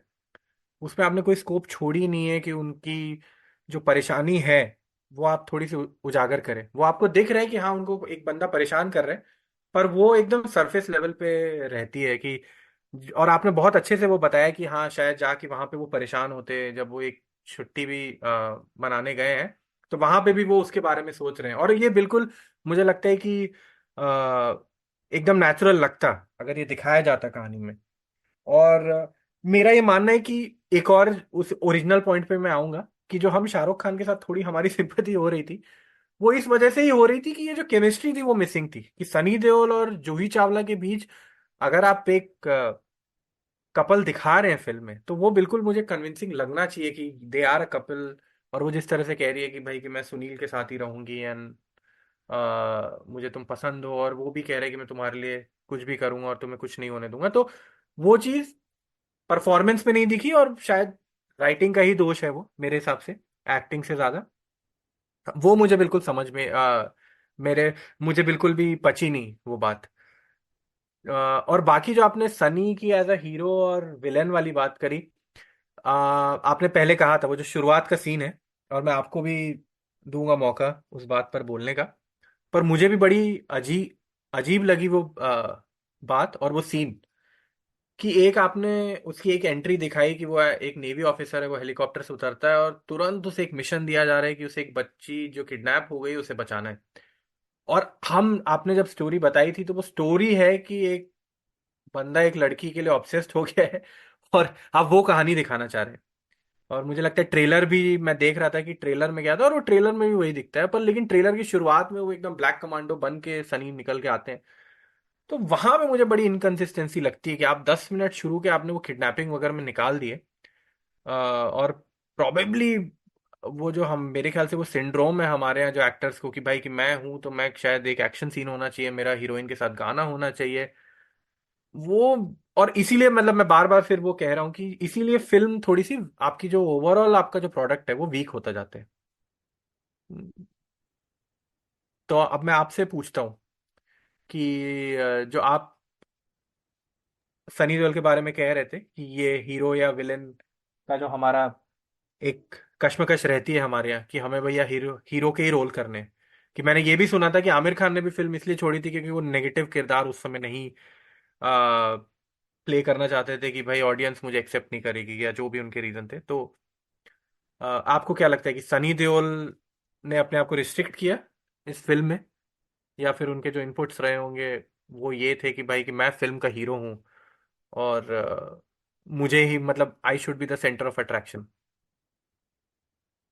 हाँ, आई थिंक ये तो बहुत ये बात तो काफ़ी बार जाहिर हो चुकी है। कई ऐसे लोग हैं जो लक बाय चांस में भी, ऋषि कपूर और संजय कपूर का डायलॉग था, आई थिंक उन्होंने इंडस्ट्री में काफ़ी ऐसे लोगों का नज़रिया कवर किया है कि जो उसमें भी कहते हैं कि उसको स्पिन ऑफ कर देंगे, उसको ये हो जाएगा, किसी की याददाश्त वापस आ जाएगी। तो हम लोग ये एक बहुत ही असमंजस में है जो हमने एक बनाया हुआ है, जो फिल्में देखते हैं और जो फिल्में बनाते हैं। हम सब ने ये किया हुआ नहीं, पब्लिक को ऐसी चीज़ पसंद है। तो ये पब्लिक की डेफिनेशन किसने बनाई है, इसका कोई आंसर नहीं है। हाँ, मैट्रिक्स हैं कि भी फिल्में चलती हैं और डर ने पैसा बनाया, और आज भी जो गंद कूड़ा बन रहा है वो पैसा बहुत बना रहा है, पर वो एक अलग दिन का मुद्दा है। तो सनी भी मैं कहूँगा, जो सनी ने हाल ही में एनिमल में कहा था, मैंने कहीं पढ़ा कि जब बॉबी देओल का एंड में उनको मार दिया जाता है तो सनी उस सीन से पहले सिनेमा से बाहर चले गए। अब ये एक्टर हैं और ठीक है, उनका भाई है और वो बेरहमी से उन्हें मारा जा रहा है। तो मुझे यहाँ इनका थोड़ा नजरिया भी लगता है कि ये बहुत ही ओल्ड स्कूल और बहुत एक वन डायमेंशनल। और मैं इनको नेगेटिव, मैं ये नेगेटिव एक्कोलेट्स नहीं दे रहा, पर मुझे लग रहा है कि sometimes you didn't get the memo, जैसे अंग्रेजी में कहा जाता है, you didn't move on with the times.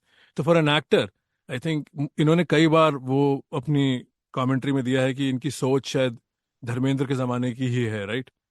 Amitabh Bachchan और धर्मेंद्र शायद ज़्यादा इवॉल्व हो गए हैं सनी से, और इसमें कोई गलत बात नहीं है। आई थिंक कई बार लोग ज़्यादा कंजर्वेटिव रह जाते हैं, उनकी सोच ज़्यादा रह जाती है।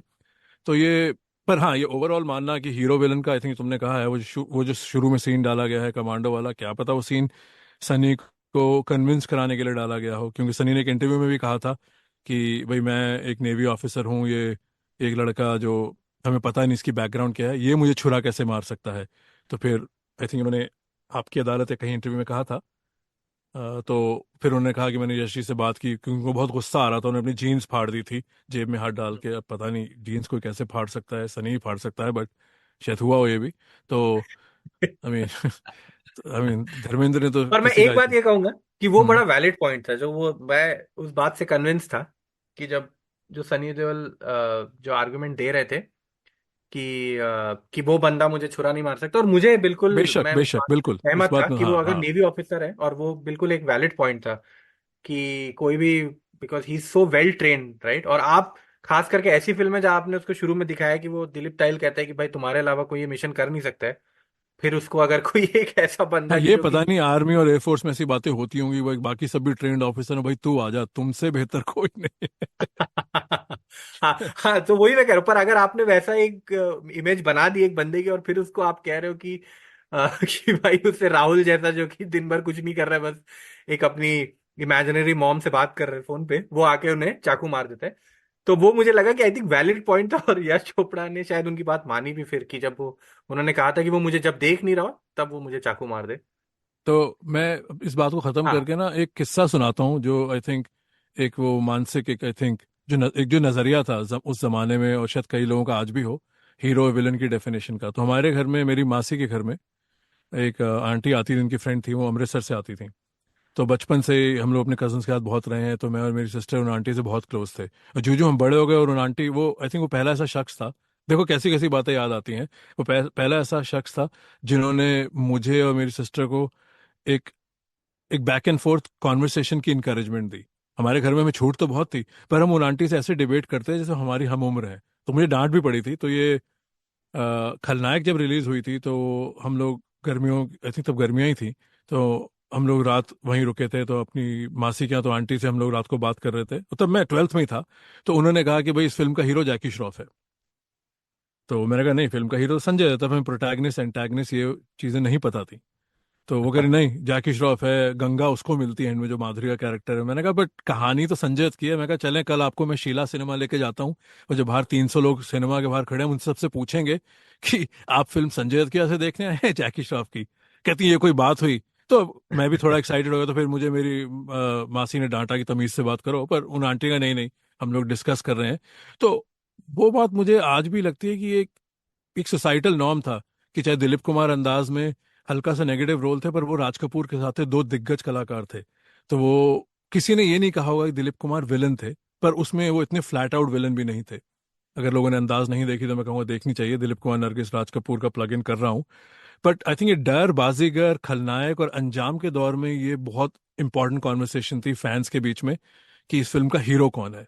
और जैसे मेरी आंटी थी, वैसे सनी देओल थे। Sunny Deol didn't get the memo, चाहे वो हीरो थे, वो गाने गा रहे थे, फिल्म थी राहुल की कहानी। एक ऐसा किरदार यश चोपड़ा ने लिखा था हिंदी फिल्म जगत के लिए और ऑडियंस के लिए। तो वो आई थिंक कहीं कहीं ना कहीं उससे लोग खफा हुए, और सनी भी खफा हो गए। जैसे दामिनी में भी ऋषि कपूर ने कहा है अपनी किताब खुल्लम खुल्ला में, मेरी वाइफ ने बताया है कि दामिनी में उनके सीन कुछ कम थे। सनी जबकि एंड में आया और सनी को क्रेडिट मिल जाता है, फिल्म एक वो वुमेन सेंट्रिक फिल्म थी। तो आई थिंक कहीं ना कहीं ये ये ईगोज हैं, मेल ईगोज। हम तो एक फाइनल प्रोडक्ट देखते हैं, और ये सनी और शाहरुख और यश चोपड़ा की जो इक्वेशन है, सनी ने कभी दोबारा काम नहीं किया यशराज में। तो इट्स प्रीटी ऑब्वियस कि वहाँ क्या हुआ था। सनी को आई थिंक 2.5 घंटे की फिल्म करने के बाद भी समझ क्यों नहीं आया कि कहानी राहुल की है। तो उनका वही ट्रेडिशन था कि भाई मैं अपनी गर्लफ्रेंड को बचा रहा हूँ, मैं मर्यादा पुरुषोत्तम हूँ, तुमने कहा I am a good boy of society, तो हीरो तो मैं ही हूँ। ये कैसे हीरो होता है जो किरण कर रहा है? बट हाँ। ऑडियंस नहीं के नहीं, लिए वो नजर हीरो नहीं है, पर आई थिंक हाँ, हमें मे बी अपनी शब्दावली में वो कहना चाहिए कि वो, हाँ। नहीं, हमें तो पता है वो हीरो नहीं है, बट हाँ। ये भी एक कॉन्वर्सेशन है ना कि भाई संजय दत्त खलनायक है, तुम्हें क्या लगता है हीरो कौन है, खलनायक संजय दत्त या जैकी श्रॉफ? मैं वही कह रहा हूँ कि साकिब में शायद हमारी शब्दावली गलत है, कि उसे हीरो कहना ही नहीं चाहिए, कि हम ये जो हम आम बोलचाल में कहते हैं कि इस फिल्म का हीरो कौन है ना। बिल्कुल, हीरो गलत है मेरे वर्ड, हाँ। ख्याल से वो जो आपने कहा कि वो प्रोटैगनिस्ट और एंटागनिस्ट जो हम कहते हैं, वो शब्द में भी सही है। क्योंकि डर में मैं बिल्कुल आपकी बात से सहमत हूँ कि वो कहानी ही पूरी जो है वो शाहरुख खान के पॉइंट ऑफ व्यू से दिखाई गई है। तो मुझे तो कोई शक नहीं है उसमें कि वो शाहरुख खान का ही नजरिया है उस पूरे फिल्म का। और ये काफी बचकानी सी बात लगती है कि मुझे लगता है कि जब आप अपने किसी बच्चे को कहानी सुना रहे हैं तब आप उसको कहते हैं कि ये सही है, ये गलत है, ये गुड है, ये बैड है ना, ऐसे। पर अब एक फिल्म बना रहे हैं, मुझे लगता है जब स्क्रिप्ट पढ़ी है तो अगर सनी देओल ने वो स्क्रिप्ट पढ़ के उन्हें ये लग रहा है कि वो हीरो है और उनको एंड में हीरोइन मिल जाती है, वो बचा लेते हैं और वो विलेन को मार देते हैं जो कि शाहरुख खान है, तो वो तो बहुत ही मेरे ख्याल से एक पुरानी सोच है। जैसे आपने कहा कि एग्जैक्टली। 50-60 के दशक में जो फिल्में बन रही थी वहां वहां पे शायद ऐसी बातें होती होंगी, पर जिस तरह की वो फिल्म है, जिस तरह की वो कहानी दिखाई जा रही है, तो उस पे मुझे, इसीलिए एक और चीज मैं ये भी कहना चाहता हूँ कि वहां पे कास्टिंग का बड़ा फर्क पड़ता है। क्योंकि सनी देओल जिस तरह की फिल्में आप देखेंगे, हमने पहले भी उस जो हमने अपना एपिसोड किया है घातक घायल, और खास करके वो आज भी जो फिल्म कर रहे हैं जो उन्होंने गदर 2 की है, वो हमेशा से मे भी उनको ये लगता है कि भाई कि एज अ हीरो, और वो बिल्कुल जो सेवियर हैं और वो बिल्कुल एक्शन हीरो, कि वो सबको 10 गुंडों को मार के, उनकी अभी भी मतलब शायद वो वैसी फिल्म करने में कंफर्टेबल भी हैं।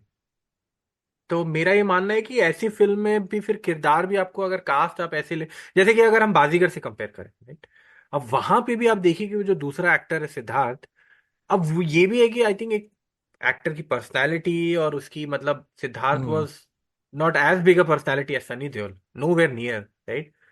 तो वहां पे तो बिल्कुल आपको कोई शक नहीं होता है कि भाई कि कि शाहरुख खान ही है उस फिल्म में, जो भी है और सब कुछ है। आई थिंक सिद्धार्थ को एक गाना वो बस दिया है कि छुपाना भी नहीं आता, और क्यों दिया वो ये गाना, हाँ पर ठीक है। और अगर आप फिर ऐसे और खलनायक की भी अगर बात करें तो बिल्कुल कहानी वो संजय दत्त की कहानी है, उसमें जैकी श्रॉफ मेरे हिसाब से सपोर्टिंग रोल ही है। Like he is not the main lead in that film, even though he is playing a positive character, but yeah he is playing a supporting role.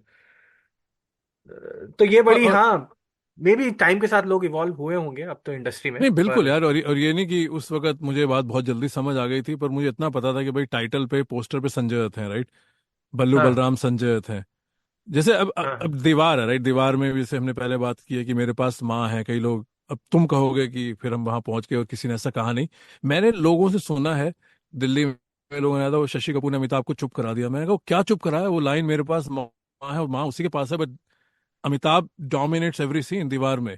Shashi is a very talented actor, पर अब लोग कह रहे हैं कि भाई वो कोई रियल लाइफ बात थोड़ी, वो चुप हो गया, हाँ उसके पास माँ नहीं है। तो लोगों का नजरिया भी बहुत एक बहुत दिलचस्प नजरिया है लोगों का, कैसे हम सेम चीज को वो बड़ी डिफरेंटली लिखते इंटरेस्टिंग हैं। बात है वो वैसे, हाँ। कि जो आपने कही। पर आई थिंक अगर आप उसको देखें वैसे, जो उसकी गहराई में जो भी जाना चाहेगा उस सीन में, तो वो सीन ही वही है कि वो बेसिकली अगेन अमिताभ को ही चुभ रहा है वो चीज की माँ उसके पास है, और वो फिर उसका ही दृष्टिकोण है वो, कि भाई और कि बाद में आप माँ भी तो अमिताभ के कहती लिए है, फील हाँ करें। बाद में माँ भी हाँ, कहती है, मैंने आप हमेशा विजय अमिताभ को के लिए ज्यादा फील प्यार करें। किया। हाँ हाँ, कि वो जो सीन है वो उसका, इवन दो शशि कपूर से जो भी जो कह रहा है कि भाई चुप करा दिया है, पर आपकी फिर आप सोच रहे हैं अमिताभ के बारे में, लगता है कि सही में इसने सब कुछ करने के बाद भी इसको हासिल किया, वो माँ तो चली गई, तो आप उसी के बारे में सोच रहे हैं। तो नहीं, अब जैसे अगर आप, हम एक पिछली हाँ पॉडकास्ट में आते, तुमने कहा था नसीर और आमिर का कौन किसको खा गया, और ये बहुत चला है, राइट। ये शायद आज भी हाँ चलता हो, पर मैं लोगों को इतना जानता नहीं, हम वर्चुअल वर्ल्ड में रहते हैं। बट ये एक ऐसा वाहिद सीन है जिसको शशि कपूर को लोग कहते हैं उसने अमिताभ को चुप करा दिया। पता नहीं, या तो लोगों को फिल्म समझ नहीं आती वो क्या हो रहा है वहां पे। अमिताभ को हाँ किसी ने नहीं खाया उस फिल्म में, और अमिताभ को कोई खा भी नहीं सकता था। अगर वहां यूसुफ साहब भी खड़े होते तो अमिताभ ने ऐसी लाइंस डिलीवर की हैं, और उनकी एग्जीक्यूशन और दीवार में जो हमने कितनी बार बात की है। हाँ, शशि कपूर कमजोर नहीं है, पर कई बार मुझे लगता है लोग कहानी समझ कैसे रहे हैं। ये तुमने बहुत अच्छी तरह से कहा कि भाई दीवार में अमिताभ को ही वो दर्द है। बहरहाल इस बारे में शायद दोबारा किसी और पॉडकास्ट पे आएंगे।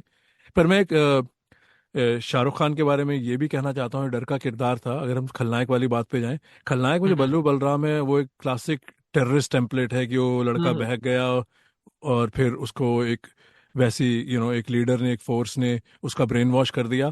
तो वो एक ऑल एंड आउट विलन नहीं है। हाँ, वो टेररिस्ट है और सब उसकी कहानी बताई जा रही है, गुमराह हो गया, सुबह का भूला शाम को घर आ गया, तो फिर पर डर एक बहुत ही इंटरेस्टिंग कैरेक्टर है, और शायद हम ये कह चुके हैं पिछले 50 मिनट में। तो आई थिंक डर का जो एक राहुल का जो पहले तुमने सीन भी बोला था, वो सनी के पहले सीन से बहुत ज्यादा पावरफुल है। वो सीन इतना एफिशिएंट है, पहले वो दिखाते हैं वो चल रहे हैं टेरेस पे, शी लव्स मी नॉट, और फिर आई लव यू किरण, और वही वो सीन आपको छोड़ देता है भाई क्या होने वाला है। अब जो सनी का सीन है, मैं तुमसे पूछता हूँ, अगर ये फिल्म नितिश भारद्वाज ने की होती तो क्या वो नेवी में होते, और होते तो वो बच्चों को बचाने जाते? क्योंकि आई थिंक आंसर यहीं कहीं है, कहीं क्या हाँ पता फिल्म जोड़ी गई हो सनी को फिल्म में रखने के लिए, क्योंकि अगर सनी नाखुश हो तो उनको सीन दिए गए हों कि भाई तुम्हें अपनी मसल दिखानी है, तुम्हें अर्जुन मालवंकर को दोबारा जिंदा करना है जो अर्जुन का किरदार है, या नरसिम्हा का, तो उन्हें ही मैन तो दिखाना था उन्हें। हाँ। वो बिल्कुल, आई थिंक वो बहुत फोर्स लगता है जो शुरू के सीन्स है, और इवन उनके जो गाने हैं, या तो आप कह लीजिए कि ऑब्वियसली वो एज अ कंपोजर भी, कंपोजर ने जो गाने लिख वो कंपोज किए वो अच्छे नहीं है, जो उनके दोनों उनके गाने हैं कि दरवाजा बंद कर लो और वो लिखा है खत। तो मुझे वहां पे बिल्कुल अब तो तुम बहुत गानों के भी बड़ा पीछे पड़ गए यार, प्रॉब्लम। गाने तो बंदा वैसे अच्छे नहीं गाता, उसने गाए हैं, और वो सीन भी कितना बेकार है उस गाने में, जब वो स्विट्जरलैंड में पूल साइड खड़े हैं और वो वहाँ छोटी सी कुछ लड़कियां खड़ी हैं, पता नहीं उनकी उम्र क्या है। हाँ देखिए, क्या अगेन सीन मैं है वो? वही कह रहा हूँ कि वो सीन की बिल्कुल ऐसी फिल्म में जरूरत नहीं है, वो आपकी फिल्म बिल्कुल हल्की कर रही है आपकी फिल्म। तो ये सब चीजें जो बिल्कुल डाइल्यूट कर देती हैं आपकी जो कहानी आप कहना चाह रहे हैं ना, कि मतलब even though it's very tight from Shahrukh Khan perspective, पर हाँ बहुत सारी चीजें हैं जो मतलब मैं कहूंगा कि 35-40 मिनट आप बिल्कुल काट सकते हैं फिल्म के। तुम्हारे तुम्हारे एक फेवरेट और, शाहरुख खान सीन कौन से हैं इसमें? स्पॉन्टेनियसली पूछूंगा क्योंकि मेरे नज़र में एक दो सीन हैं जिसके बारे में बात करना चाहता हूँ। तो सीन कोई है जो तुम्हें लगता है जो आज भी तुम देख सकते हो और तुम्हें लगता है "हाँ यार मजा आया देख के"? मुझे वो जो लास्ट में वो एक चिल्लाता है, अगर आप देखेंगे जब वो म्यूजिक बजा रहा है सनी देओल, हम्म। तो वो सीन मुझे बड़ा अच्छा लगता है कि जो शाहरुख खान परेशान हो गया है ना, कि उसे कोई जब वो, परेशान कर रहा हाँ, है। जब वो मारुति वैगन जो भाग रहा है, हाँ, और फिर वो वो कहता है बज रहा यही है और तो वो बज कहते हैं, यही धुन बजाता था ना तू। हाँ ये धुन तू बजाता था ना। और वहां पे मैं ये कहना चाहूंगा कि बड़ी, मेरे हिसाब से खराब एक्टिंग की है सनी देओल ने, पर ठीक है। पर हाँ वो शाहरुख खान की एक्टिंग बहुत अच्छी है जब वो चिल्ला रहा है वहां पे। और तुम उसके डिस्क्लेमर अलावा, डाल देना ट्विटर पे कि सनी फैंस ना सुने पॉडकास्ट, क्योंकि काफी हाँ हो गया नहीं, सनी पर के हमने फैन। सनी पे एक सनी के लिए हमने एक डेडिकेटेड एपिसोड किया है, तो ऐसा नहीं है कि हम कोई सनी के को नीचा दिखाने के लिए, पर आई थिंक उस सीन की बस एक बात कर रहे हैं। एक और सीन है जहां पे वो अनुपम खेर और तन्वी आज़मी के साथ बैठे हैं और वो बात कर रहे हैं, और जब वो कोशिश कर रहे हैं जानने की कि वो दोनों कहाँ गए हैं, है ना। और वो सीन मुझे बड़ा अच्छा लगता है, और खास करके उसको जिस तरह से मैंने उसमें लास्ट में तन्वी आज़मी जब वो शाहरुख खान जा रहे थे, वो कहते हैं कि he is a nice boy, है ना। हम्म। तो वहां पे अनुपम खेर तो फिर से जोक करने लगते, पर वो मुझे एक नाइस टच लगा राइटिंग में, कि he is a well mannered guy in front of everyone, है ना। और शाहरुख खान के ऐसे सीन्स की, मतलब मैं दो तीन और बताता हूँ फिर आप कहिएगा। एक तो वो भी सीन में मैं उनको बड़ा नोटिस कर रहा था जब वो हॉस्पिटल में जाते हैं, जब सनी देओल हॉस्पिटल में है और वो एक मैगजीन के पन्ने पलट रहे हैं, और फिर वो अचानक से उनकी हाइट पूछता है, कहता है तो फिर 5 फुट 10 इंच वो कहते हैं हाइट। तो मुझे यहाँ इन सब जगहों पर शाहरुख खान की एक्टिंग बड़ी अच्छी लगी। और अगर मुझे कुछ अभी याद आता है अचानक से तो फिर मैं बताता हूँ। आई थिंक दो सीन जो मैं बोलूंगा तुम्हें भी पसंद है, क्योंकि हमने बात हाँ की थी कुछ दिन पहले। तो मुझे जो सीन बहुत ही पसंद वो है कि जब वो स्विट्जरलैंड में मिलते हैं और एक बार या रेस्टोरेंट से निकल रहे होते हैं, और वहाँ पता नहीं कौन लोग थे वो इंडियन जो उनको छेड़ते हैं, यानी ऐसे लोग कैसे फिल्मों में हाँ आ जाते हैं। देखिए। मैं इतने साल से रह रहा हूँ, मैंने नहीं देखा ऐसे किसी, ए बेबी वो देखो हमें भी ले लो, जो भी वो उल्टी सी बातें कहते हैं। तो फिर वो दोनों जब उनको मारते हैं, और आई थिंक ये इसमें दोनों डायरेक्शन, क्योंकि आई थिंक अब यश चोपड़ा जो कर रहे हैं, कहानी बढ़ रही है, वो वहाँ स्विट्जरलैंड पहुंच गए हैं, तो स्विट्जरलैंड का पार्ट बहुत इंटरेस्टिंग है। तो वो वहाँ डायरेक्शन भी अच्छी है कि कैसे एक के बाद एक सीक्वेंस ऑफ इवेंट आ रहा है। और फिर जब शाहरुख खान सनी की गर्लफ्रेंड को, उन्होंने कहा शाहरुख खान का जो अंदर से जो तेज जो जुनून भरा हुआ है जो बाहर आता है, वो सीन बहुत अच्छा, सनी उनको खींचते हैं। हाँ वो हाँ बहुत ही टाइट सीन है कि भाई वो तो उसको जान से शायद मार देते, तो सनी को वहां अपना संतुलन संभालना पड़ता है। तो वो सीन मुझे बहुत अच्छा लगता है। और एक वो सीन है जो तुमने पहले जिक्र किया है कि जब सनी को पता चलता है फोन पे वो कोक और स्प्राइट लेके आ रहे होते हैं, और अचानक फिर दिल्ली से मतलब बॉम्बे से फोन आता है अनुपम खेर का, कहते हैं और हाँ, राहुल वहां भी पहुंच गया, फिर उनको बियर लगता है लेके कि आते हैं, हाँ वो हाँ, फिर कहता है वो बियर पीऊंगा। हाँ स्कॉच लेके आते हैं, विस्की स्कॉच लेके नहीं नहीं, आते वो हैं। कहता है कि जब वो हाँ अंदर जाता है तो वो कहता है कि बियर, और फिर वो हाँ जब उसको पता चलता है कि ये कल्प्रिट है, तो फिर वो विस्की लेके आते हैं चेंज करके। बिल्कुल, नहीं सही बात है, कोक वहां पड़ी हुई थी तो मैं, क्योंकि मैं खुद टी हाँ। टोटलर हूं तो मैं कोक ही पीता, तो हाँ यू राइट। तो तो जब वो बाहर आके उन दोनों के बीच में जो सीन है, जूही चावला कहते हैं वो औरतों को सोने का इरादा है, तो वो दोनों बैठ के बातें करते हैं। तो वहाँ मुझे इस बार लगा, देखो यही है कि हम एक फिल्म को कितनी बार देखते हैं। तो अगेन मेरे रेफरेंस पॉइंट स्टोरीज में ही होते हैं, सॉरी मैं बोर करता हूँ तुम्हें। तो पुराने दिल्ली में दिलीप कुमार की परछाई बहुत ह्यूज थी जब मैं बड़ा हो रहा था। मैं बच्चन फैन था और ये सनी वगैरह आ चुके थे, और मैंने दिलीप देखा था ओल्ड फिल्मों में, मुझे पता था ये एक अच्छे महान कलाकार है, पर उस वक्त यंग एज में आपको दादा ठाकुर या दिलीप के ओल्ड किरदार की इतनी, okay he is a great actor, पर आपने उनको हीरो नहीं देखा। और फिर मैंने लीडर और अमर जैसी फिल्में देखी थी, तब मुझे इतना समझ नहीं आया उनकी एक्टिंग का। तो ये हमेशा मैंने सुना था कि दिलीप कुमार से बहुत इंस्पायर्ड है शाहरुख खान, और कई जगह कंपैरिजंस बहुत होते थे। मे बी सब मुस्लिम वर्ल्ड थिंक कि भाई एक वो आ गया तो लोग खान को खान से जोड़ रहे हैं, पर मुझे वो चीज़ कभी दिखी नहीं तब। वो मुझे चीज़ अब दिखी है जब मैंने 3 दिन पहले डर देखी है, जब वो स्विट्जरलैंड में शाहरुख खान कहते हैं दूर तलक चली जाती है, राइट। और सुनील वो जो हंस रहे हैं, जो हंसना तो उनका अपना है, पर कहीं ना कहीं मुझे वहां पे दिलीप की छवि दिखी है कि ये सबकॉन्शियसली उस तरह की एक्टिंग कर रहे हैं जो कि ट्रिब्यूट है दिलीप के लिए भी और शाहरुख के लिए भी। तो वो सीन मुझे बहुत पसंद है, और उस सीन की लिखाई भी बेखूबी, वहाँ सनी देओल भी अपने मुंह पे गुस्सा करके उंगली रख के बैठे हुए हैं अपने, और कहते हैं बड़ा गुस्सा आता था, सोचता था उसको मार दूं। तो वो सीन में आई थिंक मैं कहूँगा सनी की भी एक्टिंग अच्छी है, वो सीन ही बहुत वेल एग्जीक्यूटेड है, और शाहरुख की एक्टिंग भी बहुत अच्छी है, तो मुझे दो सीन बहुत पसंद है। और बाकी एक जो मुझे सीन पसंद है वो जो चेज है जिसमें भागते हैं, उसमें इनकी फिजिकलिटी दिखाई है। हाँ ये कहेंगे भाई एक नेवी ऑफिसर ने उसको क्यों नहीं पकड़ा, तो हमें नहीं पता शाहरुख स्पोर्ट्स खेलते थे स्कूल में कि नहीं। फिर वो खंबे से टकराते हैं, फिर वो चेस कंटिन्यू होती है, फिर साइकिलें आ जाती हैं, तो वो एक मुझे बहुत सीन पसंद है। और वहाँ पे इन दोनों के जो फेशियल एक्सप्रेशन है, क्योंकि भागने में भी एक एक्टिंग है, दोनों इंटेंसिटी बरकरार कर रहे हैं, एक बंदा बचना चाह रहा है, एक बंदा उसको पकड़ना चाह रहा है। पर मैं एक चीज करता हूँ उस सीन में, जब सनी सनी देओल एम्बेसडर कार से टकरा जाते हैं और गिरते हैं, तो तब मैं दिखाता कि जब वो गिर गए हैं, शाहरुख दूर जाके रुक के उन्हें देखता और फिर चले जाता, फिर वो सीन वहीं खत्म हो गया, पर still a pretty good scene. तो तुम्हें ये सीन कैसे लगते हैं? अगर इन सीन से कोई और सीन याद आया तो बात चेज करते हैं। का तो चेज तो मैंने भी पहले कहा कि हाँ, वो one of my favourite scenes है, वो जो चेज सीक्वेंस है। एक और सीन जो मुझे याद है, जब वो, जो मैंने पहले भी कहा था कि वो जो लास्ट के आधे घंटे वो बहुत अच्छे हैं, उसमें जब वो बैठ के बाहर डिनर कर रहे हैं ना, साथ में, और तो वो मुझे बड़ा एक अच्छा इक्वेशन लगा कि वहां पे जब जूही कहती है कि इसको एक लड़की बहुत पसंद थी पर इसने कभी बताया नहीं, और फिर अ, वो मतलब अपने, कह लीजिए, पत्ते खोल नहीं रहे।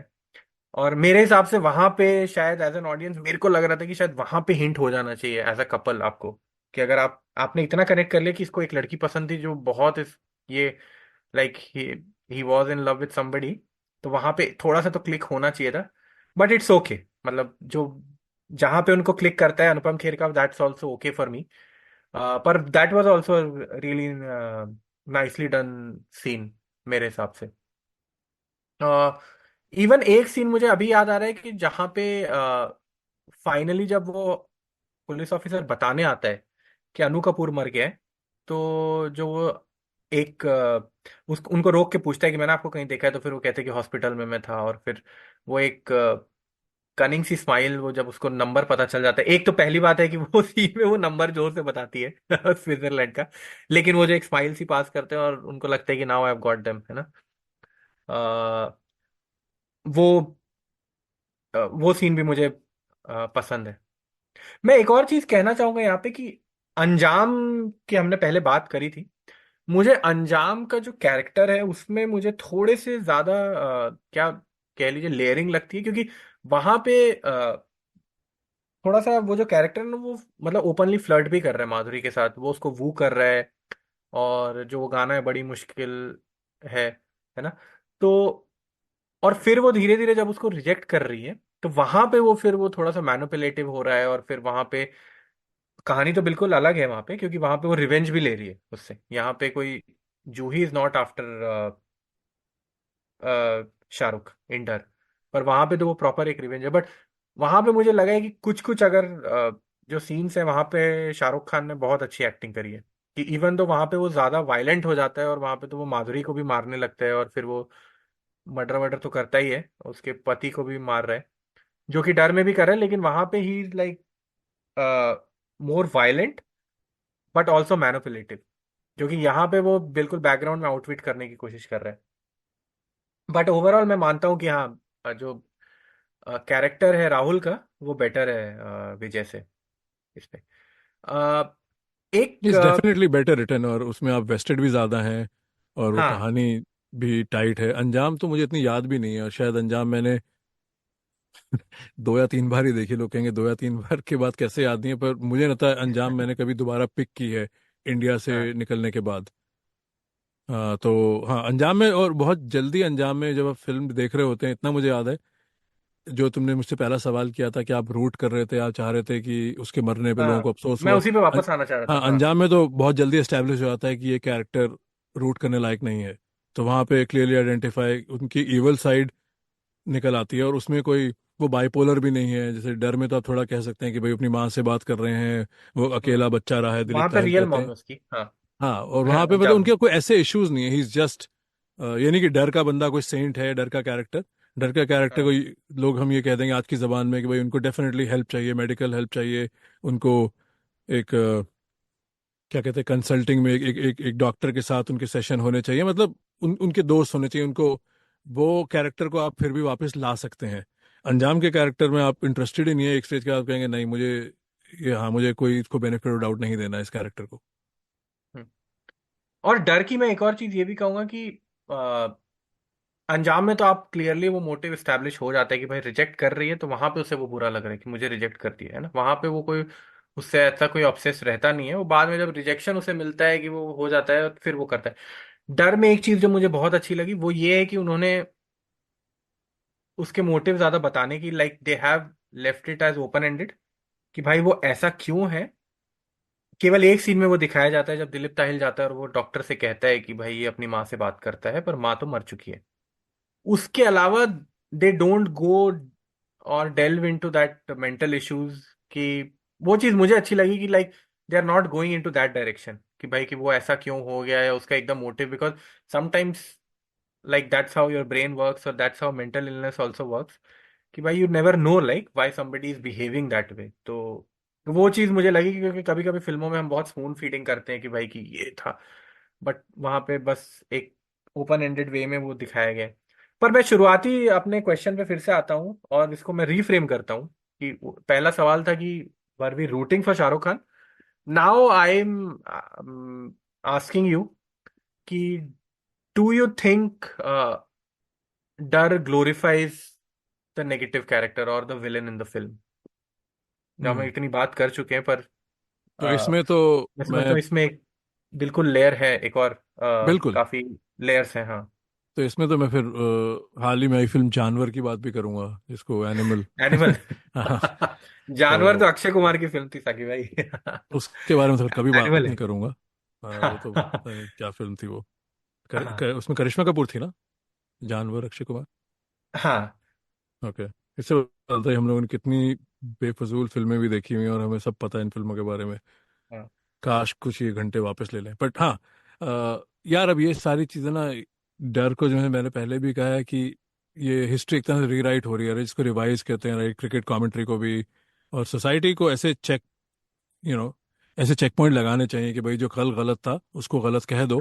पर मैं हाँ थोड़ा ये भी मानता हूँ कि वो एक ट्वीट करके हमें नहीं पता किसकी किसकी इंटेंशन क्या थी उस वक्त, राइट। तो मैं किसी को ऐसा मॉरल सर्टिफिकेट पूरी तरह से नहीं दूंगा। जैसे मैंने पहले भी हाँ इस पर बात की है, तो मुझे लगता है यश चोपड़ा ने इसको, एक वायलेंट लव स्टोरी को, ये वन साइड लव स्टोरी है, इस पे करण जौहर ने एक फिल्म भी बनाई थी, ए दिल है मुश्किल। तो एक तरफी लव स्टोरीज बहुत हैं हमारे सोसाइटीज में, जहाँ डेटिंग इतना नॉर्मल नहीं है, बिग सिटीज में भी। तो स्मॉल सिटीज में तो मुझे लगता है तब और भी चैलेंज होगा, क्योंकि सोसाइटी ऐसी है, कंजर्वेटिव सोसाइटी है। जब हम बड़े भी हो रहे थे तो ये सारी चीज़ें नज़र में रखनी चाहिए कि कहने हम्म, के लिए। तो यश चोपड़ा ने फिल्म तो भाई सक्सेसफुल होने के लिए ही बनाई थी, वो अपनी कहानी ऐसे लिखते थे। पर ये फिल्म बहुत जुदा थी, राइट। इससे पहले जो उनकी फिल्में आई थी, चांदनी और लम्हे, तो अचानक एक ऐसी लव स्टोरी उन्होंने डाली है जो एक बंदे की कहानी है परसूट में, और वो किस हद तक गुजर जाएगा। तो ग्लोरीफाई ओवरऑल तो बिल्कुल नहीं किया है, कि एंड में अगर आपने सिर्फ एंड देखना है तो वो किरण वाला सीन मुझे हमेशा लगता है कि जैसे पहले मैंने कहा था, वो लाश वहां पे छोड़ दी, कुछ पता नहीं उनका क्या हुआ। दिलीप ताहेल गए वहां पे, बस सीधा ये लोग आए और हंसे, कि एक और वो राहुल ना आ जाए। बट अगर आप, जैसे हमने पूरी पॉडकास्ट में 1 घंटा 40 मिनट लगा दिया है, तो उसमें कहीं ना कहीं गाने, शुरू में ही उन्होंने ये कहानी उस बंदे के नज़रिए से दिखाई है। अब ये तो ज़रूरी होगी कि बात, अगर कहानी राहुल के नज़रिए की, एक ऐसा आदमी है जिसके सारे इश्यूज हैं, वो शाय है, सिंगल पेरेंट बच्चा है, उनकी मम्मी बचपन में गुजर गई थी, दोस्त ज़्यादा नहीं है, तो हाँ, उसमें तो फिर वो उनकी जो गहराइयाँ हैं, डार्क गहराइयाँ हैं, वो कोएग्जिस्ट करेंगी उनकी बाकी चीज़ों से। जो जुनून शुरू में थोड़ा सा लोगों को लगता है कि भाई हाँ, ये बहुत ही प्यार में उसके पागल है, पर किसी को पता नहीं किस हद तक जाएगा। तो उसको ग्लोरीफाई कहीं ना कहीं तो किया है। जैसे कि वो जो गाना आता है इनमें, उस गाने की जरूरत नहीं थी कि वहां पे अभी वो सनी देओल को छुरा मार दिया है और क्या क्या करके आया है, राइट, वो बंदा किस हद तक पहुंच गया है। तो वहां पे जो मरा, उसको लाइन भी दी गई है। हाँ, वो लाइन सबने एंजॉय की थी उस वक्त देख के, क्योंकि हम फिल्म शाहरुख की नज़र से ही देख रहे थे। तो पर हाँ, अब ये यार, ये कहना ये रिवीजन हिस्ट्री है कि आज 31 साल बाद जो आजकल हो रहा है, जैसे कबीर सिंह जैसी फिल्में हैं, तो आई थिंक उनको तो मैं फ्री पास नहीं दूंगा, जहाँ पे डायरेक्टर और एक्टर बाहर आके डिफेंड कर रहे हैं। क्योंकि और फिर लोग ये भी एक बात कहते हैं, जो मैंने इंटरव्यू में देखी है, बॉबी देओल ने भी कई बार कहा है कि नहीं, ऐसे लोग हैं हमारी सोसाइटी में। हाँ हैं, दिखाओ, इससे भी ज्यादा घिनौनी चीजें दिखाई गई हैं, पर कहीं ना कहीं एक आर्ट है स्टोरी टेलिंग में। तो जहाँ पे आपको डिस्टिंग्विश करना है अपने कैरेक्टर से, जैसे मैंने टैक्सी ड्राइवर की तुमसे बात की थी, जो हम दोनों की फेवरेट फिल्मों में से एक है। तो आई थिंक अमेरिका में भी वो फिल्म मिसअंडरस्टूड थी, 10-12 साल तक लगता है डायलॉग चला था कि is it a resist film. और डिनीरो और स्कोरसेजी हमेशा कहते रहे, it's not a resist film, it's about a resist. तो वो चीज कब समझ आती है, और समझ में आने वालों को फौरन आ जाती है जो उनका नजरिया, और कई लोगों को कभी नहीं आती, क्योंकि इस पे ज्यूरी डिवाइडेड है कि आपका ओवरऑल नजरिया, पहलू किस पहलू से आप जिंदगी को देख रहे हैं, राइट। तो वही है कि अब इसमें भी एनिमल का कंपैरिजन बहुत ज्यादा बनता है, और कबीर सिंह का, क्योंकि फिल्में हाल में ही आई हैं, पिछले 3-4 साल में। तो यहाँ पे जो भी प्रैक्टिसेस दिखाई गई हैं, जो मिसोजिनी की बात की गई है, शोविनिज्म की बात की गई है, तो दिखाओ, वो बिल्कुल दिखाओ, ऐसे लोग हैं। पर कहीं ना कहीं आप ये दिखाओ कि जिन पे वो अत्याचार है, जिन पे वो टॉर्चर हो रहा है, जैसे प्रीति का कैरेक्टर है कबीर सिंह में, वो लोग ये एंजॉय नहीं कर रहे। और ये ट्रूथ, जैसे कहते हैं, सच्चाई के दो पहलू हो सकते हैं कि वो उससे बंदे से प्यार भी कर रही है, पर जिस दिन उसने उसको मारा है, टॉर्चर किया, वो किसी सहेली से, किसी से बोल रही है कि मुझे निकालो, मैं डरती हूँ। और फिर हम्म। हमने सुना है अब्यूसिव रिलेशनशिप में लोग, इट्स अ लूप। हमें इतना मालूम तो नहीं, बस सुनने में आया कि लोग उस चीज से निकल नहीं पाते, क्योंकि वहां पे एक अजीब किस्म का प्यार भी है, और वहाँ एक एक अब्यूसिव नेचर है जिसकी मर्यादा नहीं रखी जा रही। तो लोग निकलना, कोई नहीं चाहेगा भी उनको थप्पड़ मारो या उनका गला पकड़ो, हम नहीं है किसी की पोजीशन में। तो आई थिंक यहाँ पे वांगा, शाहिद कपूर, कबीर सिंह की अगर बात की जाए, तो वहाँ पे ये लोग अनअपोलोजेटिक थे। इन्होंने जरूर जान डाली है कहानी में, एक्टिंग अच्छी है, पर स्टोरी टेलर्स ये लोग डिस्टिंग्विश कहीं से नहीं कर पाए उस फिल्म में, कि वो लड़की को अपनी प्रॉपर्टी की तरह ट्रीट कर रहे हैं शाहिद कपूर, और एंड में भी जो एक इंडियन कन्वेंशन है कि ही गेट्स अ गर्ल, तो वो नहीं होना चाहिए। और और लोग फिर कहेंगे उसने एक्टिंग अच्छी की है, और ये बहुत जल्दी आपको हेट वगैरह का वो दे दिया जाता है। इसीलिए मैं ट्विटर से दूर ही रहता हूँ, क्योंकि it's not my cup of T. ना मेरे पास 280 कैरेक्टर की आर्ट है वहां पे लिख के दिन रात बहस करने की, और कुछ आर्ग्यूमेंट से आप नहीं जीतोगे। Two things can be true, right. Acting अच्छी हो सकती है, फिल्म खराब हो सकती है, फिल्म का मैसेज टोटली खराब हो सकता है। तो वो सब चीजें हैं। तो यहाँ जो जूही का किरदार है, वापस डर पे जाए, उसको तो राहुल कहीं से पसंद ही नहीं है। तो नंबर वन, सबकॉन्शियसली कॉन्शियसली चाहिए चोपड़ा हल्का सा, अगर हम कहें, राहुल को फेवर भी कर रहे हैं, पर ही ऑलवेज मेड इट क्लियर कि जूही को, वो जो बंदा फोन किसको पसंद आएगा, बंदा फोन कर रहा है और आके टच कर रहा है और भाग रहा है। तो वो तो क्लियर है, ही इज, एक यस। लड़की की नजर से देखा जाए, he is obnoxious, he is not needed, he is a nuisance. और द मोमेंट वो पिक्चर आगे बढ़ती है, वो लोगों को मार रहे हैं, अपने फिर मरे हुए अपने दोस्त की मौत का ही फायदा उठाते हैं, अनु कपूर का। तो आई थिंक वहां पे तो यश चोपड़ा ने उसको ग्लोरीफाई नहीं किया है। अगर मैं कहूँगा 70% ग्लोरीफाई नहीं किया, हाँ 20-25% उस कैरेक्टर को रिलेटेबल बनाने के लिए गाने वाने हुए हैं, और उसकी बैकग्राउंड दिखानी बहुत जरूरी है। वरना he is no different than Ranjeet को कोई लड़की चाहिए, राइट। एक फिल्म में रंजीत को 10 मिनट के लिए वो दिखाया, फिर उसको एंड में अमिताभ मार रहा है, जो भी हीरो है। तो एक हाँ। फिल्म एक, हाँ, तो मेरा ये कहने का मतलब है, और आई एम श्योर तुम भी एनिमल और इन फिल्मों के बारे में कहना चाहोगे, क्योंकि अब हमने ये एक मुद्दा छेड़ दिया है, इससे पॉडकास्ट खत्म हाँ। करेंगे। तो तुम्हारा क्या हाँ। नजरिया है? ए, मैं तो काफी हद तक सहमत हूँ जो आपने कहा। डर का भी जो आपने आखिरी से आप कह रहे हैं कि थोड़ा सिंपैथी वो आ जाती, पर उसमें भी आप अगर देखें तो जो राहुल है वो यही कह रहा है कि मैंने तुम्हारे साथ गलत किया।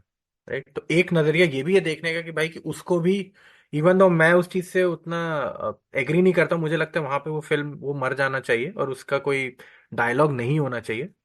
बट अगर आप वैसे भी उसको उसका एनालिसिस करें तो वो देखें कि भाई वो कह रहा है कि मैं गलत कर रहा था, कि मैंने तुम्हारे साथ गलत किया, मुझे गलत मत समझना। अगेन वो उसका हम एक कहने का तरीका है, पर वो मान रहा है कि वो गलत है ना। अब जो ये एनिमल जैसी फिल्में हैं, मैं अपफ्रंट ये कहता हूँ कि यार मैं कभी इन फिल्म से कनेक्ट ही नहीं कर पा रहा, और इसका कनेक्शन का मेरा मतलब ये नहीं है कि ये फिल्म रियल नहीं है। मैं बिल्कुल उस चीज में बिलीव नहीं करता हूँ कि फिल्म को रियल होना चाहिए या उसमें रियल किरदार होने चाहिए। एक डायरेक्टर की, एक मैं हमेशा मानता हूँ एक जिम्मेदारी है या डायरेक्टर का एक व्यू है कि वो मुझे एक दुनिया में लेके जाते हैं। अब वो दुनिया में कुछ भी कैरेक्टर्स होते हैं और वो दिखा रहे हैं और मुझे बिलीवेबल कर रहे हैं उनको। आ, और मैंने आपसे पहले भी ये बात कही, तो मुझे वहां पे बिल्कुल कोई इस चीज से दिक्कत नहीं है कि भाई कि वहां पे इतने सारे लोग आ रहे हैं और वो लड़ रहे हैं। अगर सनी देओल आपने बिलीवेबल बना दिया है रैम्बो को या सनी देओल जैसे एक्टर्स को, जिनको देख के मुझे लग रहा है हाँ ये 10 लोगों को मार सकते हैं, तो इट्स बिलीवेबल फॉर मी। कि रैम्बो को मैं देख रहा हूँ और मेरे को पता है कि भाई को लड़ लेगा वो बंदा अकेले दुनिया से। तो मैं वहां पे बिल्कुल उस वे में मैं क्रिटिसाइज नहीं करूंगा एनिमल को। पर हाँ, क्या आपकी सोशल रिस्पॉन्सिबिलिटी बनती है? मे बी 50s में नहीं बनती थी, 60s में नहीं बनती थी, पर धीरे धीरे जब आप टाइम के साथ इवॉल्व करते हैं तो सिनेमा भी इवॉल्व हुआ है जैसे हमारी सोसाइटी इवॉल्व हुई है। अब जो चीजें हम अपने बच्चों को सिखा रहे थे 60 70 80 90 में, वो शायद अब नहीं सिखाएंगे। अब हम थोड़े से हमारा बहुत चीजों के बारे में नजरिया बदला है ना। तो उसी वे में मैं समझता हूँ सिनेमा भी वैसी है कि वो इवॉल्व करनी चाहिए।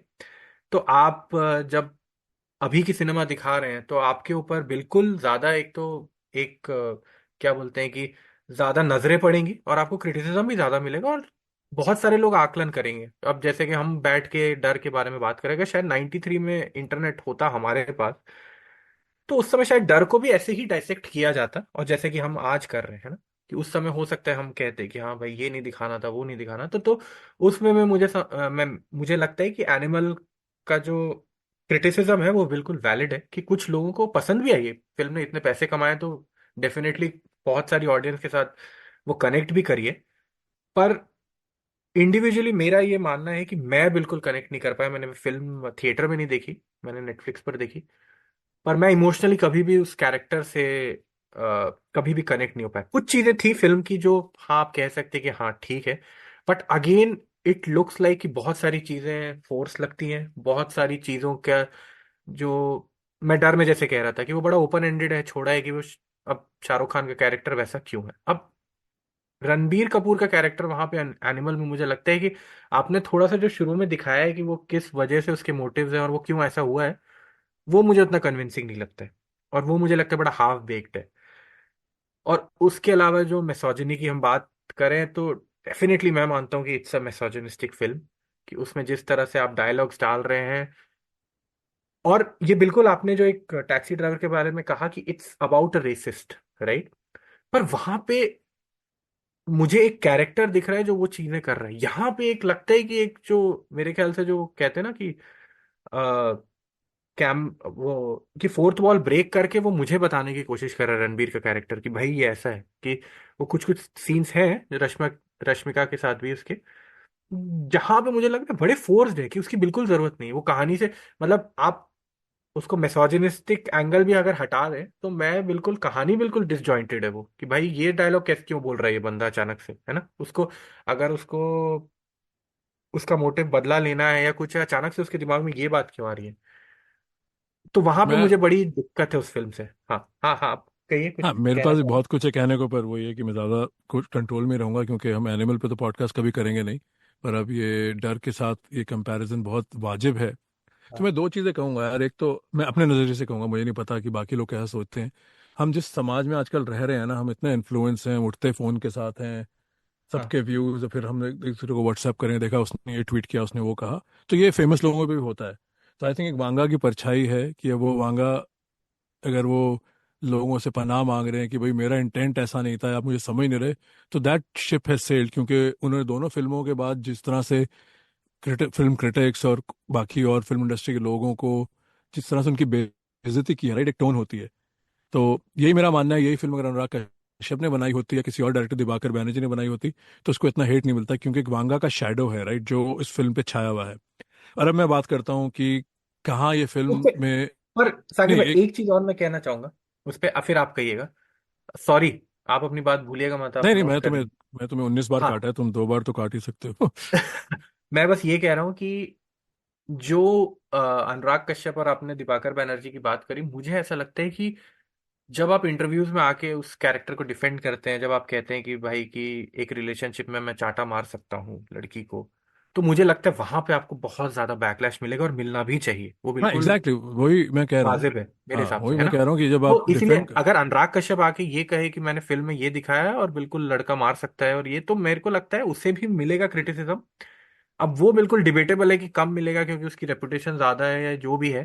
पर मैं मतलब विदाउट गोइंग इनटू दैट, कि मुझे लगता है कि जो वांगा आके डिफेंड करते हैं अपने कैरेक्टर्स को, और वो जैसे हम कह रहे हैं राइट, कि अब डर के, अगर डर के कैरेक्टर को आके यश चोपड़ा और शाहरुख खान डिफेंड करने लगे कि यार हमने ये सोच के, तो फिर मुझे लगता है कि बड़ी प्रॉब्लमेटिक है। अगर आप ये, आपको एट द आउटसेट ये कहना पड़ेगा कि it's a film like about a misogynist, right, it's a film about a guy who doesn't respect women, right, कि तो फिर I am okay with that कि आप कह रहे हैं कि भाई को तो फिल्म, पर आप आके कह रहे हैं कि नहीं ये तो कर सकता है ना, वो तो उस फिल्म में ऐसा दिखाया है तो इस फिल्म में, तो हम्म। वहां पे मुझे बड़ी दिक्कत है उस नहीं चीज से, उस मैसेजिंग से। हाँ। और यही मेरा ओपनिंग पॉइंट था कि शूट द मैसेंजर, क्योंकि वो कबीर सिंह में ऐसे डिफेंस कर चुके थे, राइट।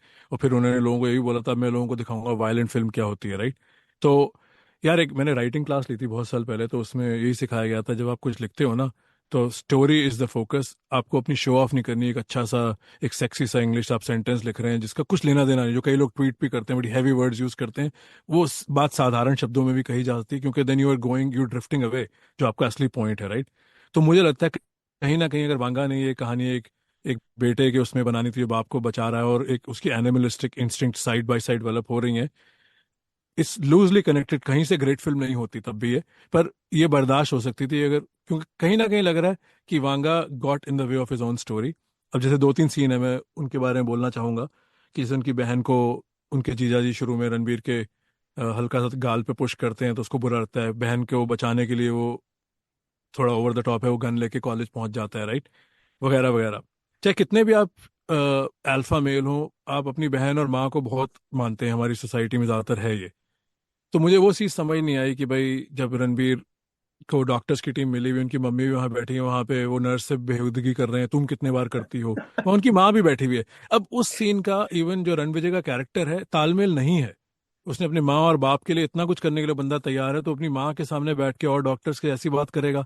तो वहां मुझे लग रहा है कि इनकंसिस्टेंट है, क्योंकि वांगा ने शायद ये हाँ। सीन हाँ। किसी इटालियन माफिया फिल्म में देखा है, सोप्रानोज में। तो एक मेरा एक फेवरेट, एक ये भी वो है जो मैं कई बार तुमसे और विजय से अलग से ही बात करता हूँ, कि लोगों को बहुत हाफ बेक नॉलेज है, कहीं सुनी बात तो कहीं जाके रख दी, ना उस बात का कॉन्टेक्स्ट पता है, ना उस बात की गहराई पता है। पर वो शो ऑफ करनी है, हम एक कमरे में गए, भाई मैंने तुमसे कोई बात सीख ली। अब मेरी रियल लाइफ में तो किसी को पता नहीं साहिल कौन है, अब मैं किसी बर्थडे पार्टी पे गया, वहां मैंने तुम्हारी सुनी बात सुना के लोगों को हंसा दिया, और वहीं पे फॉल्स ब्रवाडो मिला। तो मुझे कहीं ना कहीं वांगा में झलकता है, I don't know the man, बिल्कुल, क्या मैं 100-200% गलत हूँ, पर मुझे सारे सीन्स में ये लगता है कुछ ना कुछ आपने बस कहीं देखा, आपने उसको वहां जोड़ा। Animal hmm. Is a highlight of, जैसे कहते हैं असॉर्टमेंट ऑफ, वो उसमें कनेक्टिविटी बहुत कम है।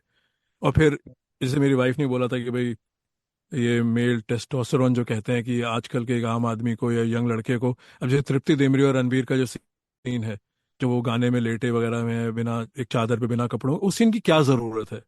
हम्म। ये नहीं मैं कह रहा हूँ आर्ट नहीं देखो, है, पर उसमें मैं जस्टिफाई सही करो, उस कहूँ सीन तो की, सीन की क्या जरूरत है, ताकि, वो एक आप एक मेल ऑडियंस को टारगेट करके वो सीन दिखा रहे हैं, फिर जूता चाटने की क्या जरूरत है। और फिर जूता चाटने के बाद जो उसके कजन हैं उनको बाहर, वो कहता है, जो भी कजन का नाम है, बलबीर या सतबीर, इज्जत से छोड़ के आना। तो मुझे समझ ही नहीं आ रहा है कैरेक्टर क्या है। 1 मिनट जूता चटवा रहा है, फिर कह रहा है उसको इज्जत से छोड़ के आना, उसको मार भी नहीं रहा, और फिर नर्स के सामने अपनी बीवी के साथ वो यो इंटीमेट हो रहे हैं। तो ये वांगा की मुझे लगता है कुछ फैंटेसीज हैं, कुछ वियर्ड चीजें हैं जो दिखाना चाह रहे हैं, और it gets lost in the way कि ये कैरेक्टर ऐसा है या नहीं है। तो मुझे तो ये इश्यू है कि भाई उन्होंने, क्रिटिक्स या जो भी लिबरल्स ने, मीडिया ने उनकी फिल्म की, कबीर सिंह की बुराई की थी, तो उन्होंने बेसिकली एक छोटा सा फक यू डाला है सबके लिए, मैं ये कर सकता हूँ। हाँ कर तो सकते हो, फिल्म 800 करोड़ बना भी गई, पर then be a man enough कि अगर कोई कह रहा है कि भाई ये बेहूदगी है और ये आपका, यू नो क्या वर्ड में ढूंढ रहा हूँ, कि आप जुवेनाइल थिंकर हैं, आप 16 साल के बच्चे की तरह हैं, कि किसी ने आपसे कुछ कहा तो आप आर्ग्यू कर रहे हैं। या तो आप देखें ना कि आपने जो किरदार लिखा है कहीं कनेक्टिविटी है, या तो दिखाएं कि भाई जो रणविजय का कैरेक्टर है वो घर घर में 16-17 साल की उम्र में वो कॉल गर्ल्स ला रहा है। फिर तो मुझे समझ आ रहा है कि वो बंदे वो किसी की रिस्पेक्ट नहीं है। वो वैसे बहन को कोई कह रहा तो वो कॉलेज लड़ने चला गया, बहन को जीजा जी ने हाथ लगाया, दीदी इसने हाथ कैसे लगाया। फिर वो ये कर रहा है एक नर्स के सामने, क्योंकि वो सीन सोप्रानोस या कहीं पे था, मुझे याद नहीं है कहाँ पे था। तो हाँ हाँ ये मुझे बिल्कुल। एक ना रूम ए और रूम बी की मुझे बहुत लोगों से प्रॉब्लम है। मुझे खुद इतनी गहराई नहीं है लाइफ में, तो मुझे इतना पता है कौन फेक कौन फॉल्स प्रॉफिट है।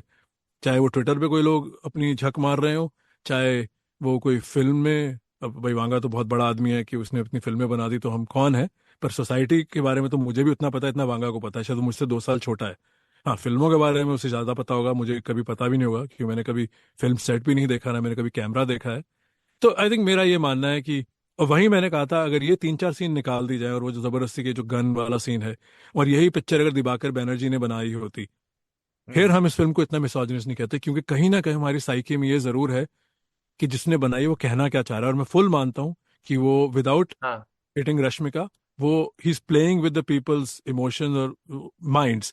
और वो काफी सीन ऐसे हैं जहाँ पे मिसोजिनी करवा रहे हैं दिखाने के लिए कि आई डोंट केयर, पर ये अल्फा मेल है। फिर ये अल्फा मेल की डेफिनेशन हाँ पता नहीं क्या, सबने 2-3 वर्ड सीख लिए हैं और हर बंदा आके इस पे कुछ टिप्पणी दे रहा है। तो there should be some grace मेरे हिसाब से। हाँ और मुझे नहीं पता, तुमने अच्छा एग्जांपल दिया कि शाहरुख खान और यश चोपड़ा ने जब डर के बारे में क्रिटिसिज्म हुआ होगा, कुछ तो रहा होगा, या हाँ शाहरुख खान और बिल्कुल। अब्बास मस्तान नहीं ने, उस जमाने में हमें उतना याद नहीं, क्रिटिसिज्म। हाँ, हाँ इस नहीं तरह का उस नहीं था। जमाने में क्रिटिसिज्म आपको शायद न्यूज़पेपर के रिव्यूज या जो भी होंगे जर्नलिस्ट वही देते होंगे, है ना। अभी तो आप ट्विटर पे जाइए तो आपको हर बंदा फिल्म देख के आ रहा है थिएटर में, तो वो आपको ट्विटर पे फेसबुक पे जहां पे उसको मिल रहा है मौका, है ना, वो कह रहा है अपनी बात कि भाई मुझे ये चीज अच्छी नहीं लगी, मुझे ये चीज अच्छी लगी या नहीं लगी, है ना। तुरंत फैन पेजेस बन जाते हैं। और अब मतलब आप एज अ नॉर्मल पर्सन भी आप अपनी व्यू दे सकते हैं, है ना। और वो शायद डायरेक्टर एक्टर तक पहुंच जाती है। तो तो बिल्कुल फर्क है वो। आप जिस दुनिया में आज रह रहे हैं तो आपको बहुत ज्यादा फीडबैक मिल रहा है। उस समय शायद शाहरुख खान को उतना फीडबैक नहीं मिला होगा, बस आपको फीडबैक का जरिया रहता था कि बॉक्स ऑफिस पे कितना कलेक्शन हुआ, तो आपको पता चला फिल्म चल गई नहीं चली। हो सकता है कि बहुत सारे लोगों को उस समय भी, मैं मानता हूँ कि उस फिल्म में कुछ दिक्कत लगी हो सकता है। I am just saying, not just डर। कोई भी फिल्म हो सकती है ना, कि उसमें आपको लगे कि भाई कि इस किरदार को आपको ऐसे नहीं, इसका। और हमने कितनी बार रेट्रोस्पेक्टिवली बात की है, जैसे कि आपने कहा कि पुरानी फिल्मों में जो वो ब्लैक्स को दिखाया जाता है वो थोड़ा रेसिस्ट कोनोटेशन होते हैं उसके। हाँ, अगर वो शायद अब आप करेंगे, जैसे फैशन एक मूवी है जिसमें वो बहुत हाँ, लाइक टू मच, या क्वेश्चनेबल सीन है, राइट, जहां पे बहुत प्रियंका ज्यादा। Chopra sleeps with a black guy and then उसको मतलब like I know what you are trying to do, but आप वहां पे एक वाइट पर्सन को भी दिखा सकते हाँ थे, हाँ, है ना, और बिल्कुल, इंडियन को दिखा वो सकते थे, चीज। किसी को भी दिखा सकते थे, राइट। हाँ तो आपने आप उसे किसी को भी दिखाया दिखा कि वो तो सकते। एक अल्टीमेट, बिल्कुल जैसे ना गिर गया कोई, इससे हाँ तो हाँ फिर कोई बिल्कुल। बुरा काम हो ही नहीं सकता, अब ये कैसे हाँ उठेगी। तो और और अगेन वो फैशन के टाइम पे। भंडारकर भी एक हाँ बहुत फेक प्रॉफिट है, उनके बारे में जितनी बात की जाए कम है, हाँ मतलब जितनी आई बुराई थिंक की उसके जाए। बारे में बाद में बात करेंगे, पर मैं जस्ट यही बात कहना चाह रहा था कि फैशन में जो कि सोशल मीडिया टाइम्स पे रिलीज हुई थी, तो और आप देख लेंगे कि अगर उस समय उतना एक्टिव होते सोशल मीडिया पे लोग जो कि अब हैं, तो उसको भी उतना क्रिटिसिज्म मिलता। और उस सीन को मैंने शायद देखा भी है कि किसी इंटरव्यू में मैंने सुना भी था, किसी क्रिटिक्स का मैं नाम भूल रहा हूँ, कि उन्होंने कहा था कि भाई कि ये क्या दिखाई दी आपने चीज। और मैं सच कहूँ तो जब मैंने फिल्म देखी थी तो उतना नोटिस नहीं किया था, क्योंकि उस समय आप शायद उस माइंडसेट में नहीं रहते थे। पर हाँ, it's a very problematic scene कि जो आप जो दिखा रहे हैं, मतलब आप उसको दूसरे तरीके से दिखा सकते हैं। तो आज के जमाने में मुझे लगता है कि आप कोई भी फिल्म बनाएंगे तो आपको क्रिटिसिज्म मिलेगा। तो और ये बड़ा वीक टेक है मुझे लगता है कि, और मैं आपके लिए नहीं कह रहा हूँ ये बात, कि जब लोग कहते हैं ना कि उसने क्रिटिक्स के लिए, I mean then probably he has not made a film, right. वो तो एक रैंट हो गया, राइट, कि किसी ने यूट्यूब पे गए रिकॉर्ड किया अपना वीडियो और बना दिया कि भाई मैं इसको, आप वो जाके कर दिया। आप फिल्म क्यों बना रहे हैं, राइट, आप इतने मेहनत करके। नहीं नहीं, तो मैं वीक टेक को डिफेंड नहीं कर रहा, मैं कह रहा हूँ दैट्स हिज वीकनेस, कि he got in the way of the story, कि जो तो आप यस। कहना चाह रहे हो उसमें कोई तालमेल ही नहीं है। और बॉबी देओल के हाँ सीन की भी बात की जाए, वो जो एक वो सीन है जो इतना फेमस गाना हो गया है, जो जो भी I think middle eastern song है, तो उसमें उस सीन में इतना कुछ हुआ है 2 मिनट के अंदर, कि एक ब्रूटल मर्डर, फिर अपनी वाइफ का रेप, और फिर दो वाइफ्स को और सेब खाते हुए कमरे में बुलाना, क्या है वो सीन। हाँ और जबकि जबकि ये ओवरऑल देओल के किरदार से इस फिल्म में एक मैं कैसे कहूँ कि देओल का किरदार इस फिल्म में एक मेमोरेबल कैरेक्टर है। पर मेरे हिसाब से अगर इस सीन को हटा दिया जाए, क्योंकि उसको हम्म। बिल्कुल ही एक एक बहुत ही सैवेज किस्म के लोग दिखाए हैं, और फिर जब वो आखिर में भी, जब रणबीर कपूर वहां पहुंच के रणविजय का, जिनका कैरेक्टर है देओल का, पता पूछते हैं, तो वो तीन बीवियां रो क्यों रही हैं? उनको तो इन्होंने बिल्कुल एक पीस ऑफ मीट की तरह ट्रीट किया है। कहीं ना कहीं तो किसी बीवी को होना चाहिए ना कि गुड रिडेंस। तो वो जो एक चीज है ना कि सोसाइटी की सबमिसिवनेस है, कि वो ऐसा अब्यूज कर रहे हैं, फैक्ट्री की तरह बच्चे कर रहे हैं। और मैं इसमें रिलीजन नहीं लाऊंगा, वो किसी भी रिलीजन का आदमी हो सकता था। 8 बच्चे उनके, वो क्या सीन है, और वो वांगा की क्या ठीक है, राइट। बॉबी देओल और रणबीर दोनों ने एक्टिंग अच्छी की है। मैं उस ये भी मानता हूँ कि चाहे स्क्रिप्ट कितनी भी कमजोर है, उनको, बॉबी के लिए तो हाँ इजी है, उनको 12-13 मिनट मिले हैं तो उन्होंने अपना काम कर दिया। रणबीर को आई थिंक हाईलाइट्स में फिल्म मिली है, और मुझे लगता है बहुत अच्छे कलाकार हैं, पर फिल्म काफी कमजोर है। तो कहीं ना कहीं अब लोग कहेंगे कि उनकी चॉइस कैसी है, वो सुनने वालों का नजरिया है। अगर कोई रणबीर फैन यहाँ, तो मैं उनके साथ सहमत हूँ, मुझे भी रणबीर बहुत पसंद है। तो उनका काम तो अच्छा है, पर इस कान पे हम कितने क्वेश्चन मार्क उठा सकते हैं कि did he also not gate the memo, कि इस फिल्म में क्या हो रहा है। या फिर वांगा इतने गजब के स्टोरी टेलर हैं, जब उनके साथ लोग बैठते हैं तो वो एक दूसरे दुनिया में ले जाते हैं।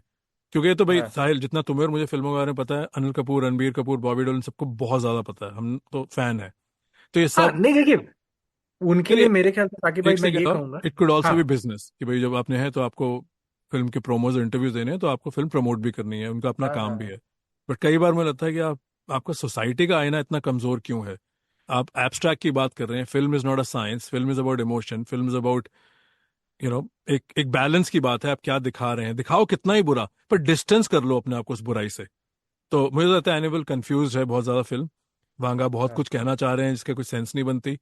कहीं अपने दिमाग में टैरेंटिनो बन रहे हैं, कहीं वो गॉडफादर बना रहे हैं, और कहीं फिर वो अनुपमा चोपड़ा को भी शट द फक अप कहना चाह रहे हैं।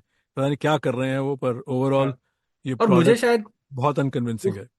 उस चीज से ही सबसे ज्यादा प्रॉब्लम है कि आप, जैसे कि आप, मैं कैसे कहूँ कि आप एक फिल्म बना रहे हैं तो आप एक कहानी कहना चाह रहे हैं ना, आप किसी और के लिए, मतलब अगर फिल्म बना रहे हैं कि मैं इसको जवाब देने के लिए फिल्म बना रहा हूँ, या I mean that's probably not the right process also. मतलब मुझे नहीं लगता कि फिल्म मेकिंग उसके बारे में होनी भी चाहिए और कि मे बी भाई। इट्स नॉट, पर मुझे ऐसा लग रहा है, क्योंकि यू स्टार्ट एडिंग डॉट्स कि भाई ये बंदा नो नो ऐसे नो, बिहेव कर रहा इट है। इज इट इज हाँ। आप देख लीजिए ना वो सीन्स जो डाले गए हैं, और वो जिस तरह से कि I think you can clearly infer कि भाई कि वो क्यों डाल रहा है वो सीन, राइट, वो किसको कहना चाह रहा है ये बात। और आई थिंक जो आपने भी कहा कि उसने खुद, पता नहीं कहा है कि उसकी मैं इससे भी ज्यादा वायलेंट फिल्म बना सकता हूँ, या फिर जो भी है उसने कबीर सिंह बनाने के बाद, I don't know.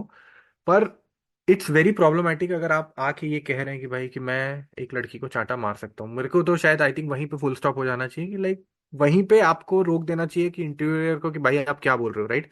Because it's not a point of view, मेरे हिसाब से it's a wrong thing to say, right, कि वो आपको इजाजत नहीं होनी चाहिए वो कहने की। पर हाँ चलिए, हमने एनिमल के बारे में भी आई थिंक कितने देर बात कर ली, आधा घंटा एनिमल को भी दे दिया। तो कुछ और आपको कहना है डर के बारे में, क्योंकि हम डाइग्रेस कर गए एनिमल पर ठीक है। नहीं, बस मैं यही कहूंगा कि यार वो 31 साल के बाद तो सब चौधरी बन सकते हैं, इंक्लूडिंग यू एंड आई। तो हम बैठ के एक फिल्म को कंपेयर कर सकते हैं, और हमने किया भी है। हम ज्यादातर 93 की दूसरी फिल्म है जो हमने की है। तो आई थिंक तुमने तो काफी ग्राउंड कवर किया है इसमें, और मैं बहुत ही सहमत हूँ कि फिल्म और छोटी हो सकती थी, सनी के बारे में, शाहरुख हाँ के बारे में, और ग्लोरिफिकेशन हुई है कि नहीं। बाकी आई थिंक सिलसिला बातचीत का जारी रहेगा, मुझे नहीं बात। लगता कुछ हाँ बचा है। तो मैं तो बस यही कहूंगा कि जो सुनने वाले हैं, अगर आप यहाँ तक रुके हैं, तो मैं आपसे ये कहूंगा कि जाके ज़रूर देखिए डर एक बार। और आपको शाहरुख खान की वो झलकियां दिख जाएंगी, क्योंकि ये फिल्म जब 93 में आई थी तो उस समय तक वो उस लेवल के स्टार बने नहीं थे। पर जब आप वो फिल्म, मैं समझता हूँ कि जब आप डर दोबारा भी देखेंगे तो आप ये नोटिस करेंगे कि why Shahrukh Khan was destined for bigger things. तो हाँ, तो वहीं पे चलिए ख़त्म करते हैं इस पॉडकास्ट को। अ, हाँ, बिल्कुल एक लैंडमार्क फिल्म है उनके करियर की, जैसे बड़े बड़े और एक्टर्स सितारों ने की है। तो हाँ, बिल्कुल साहिल ने सही बात कही। और ख़त्म करने से पहले एक फिर काइंड रिमाइंडर कि जिस भी प्लेटफॉर्म पे आप हमें सुन रहे हैं, चाहे गूगल पॉडकास्ट हो, एप्पल, स्पॉटिफाई, वहाँ जाके एक आधा रिव्यू डाल दीजिए। अच्छा ही डालिए, बुरा भी चलेगा, पर आई थिंक अच्छा ज़्यादा प्रेफर रहेगा। और रेटिंग भी दे दीजिए, ताकि और कोई आपकी तरह ही, हमारी तरह और आपकी तरह कोई फिल्मी कीड़ा हो जो ऐसी बातें सुनना चाहता हाँ हो, अपनी ज़िंदगी के 2 घंटे एक पॉडकास्ट को देना चाहता हो, तो आई थिंक हमारी थोड़ी लिसनरशिप भी बढ़ेगी और हाँ। अवेयरनेस भी बढ़ेगी। अगली फिल्म और बहुत ही अगर जल्दी आएगी। हाँ, सॉरी। अगर अच्छा फीडबैक हो तो आप बिल्कुल एप्पल पे और स्पॉटिफाई पे और जहां पे भी आप सुन रहे हैं वहां पे दीजिए, और अगर बुरा हो तो बिल्कुल जरूर दीजिए, लेकिन वो मुझे आप डीएम कर दीजिए या साकिब भाई को डीएम कर दीजिए ट्विटर पर। हमारी आईडी भी हम छोड़ देंगे। नहीं, साहिल को ही करना, मेरा दिल थोड़ा कमज़ोर है, मैं बुरा फीडबैक नहीं ले पाऊंगा। तो हाँ, और बाकी सुनते रहिए हमारी पॉडकास्ट। हमें अ, अगर कोई फीडबैक है आपके पास तो वो भी ज़रूर शेयर करिए कि हम कैसे इस पॉडकास्ट को ज़्यादा लोगों तक पहुंचा सकते हैं और कैसे इसे बेहतर बना सकते हैं। बिल्कुल, इससे अच्छे शब्द नहीं हो सकते इस एपिसोड को ख़त्म करने के लिए। एक बार फिर इजाज़त चाहेंगे, और बहुत ही जल्द एक और फिल्म के साथ फिर मिलते हैं। Take care, bye. बिल्कुल, खुदा हाफिज, शब्बा खैर, गुड बाय।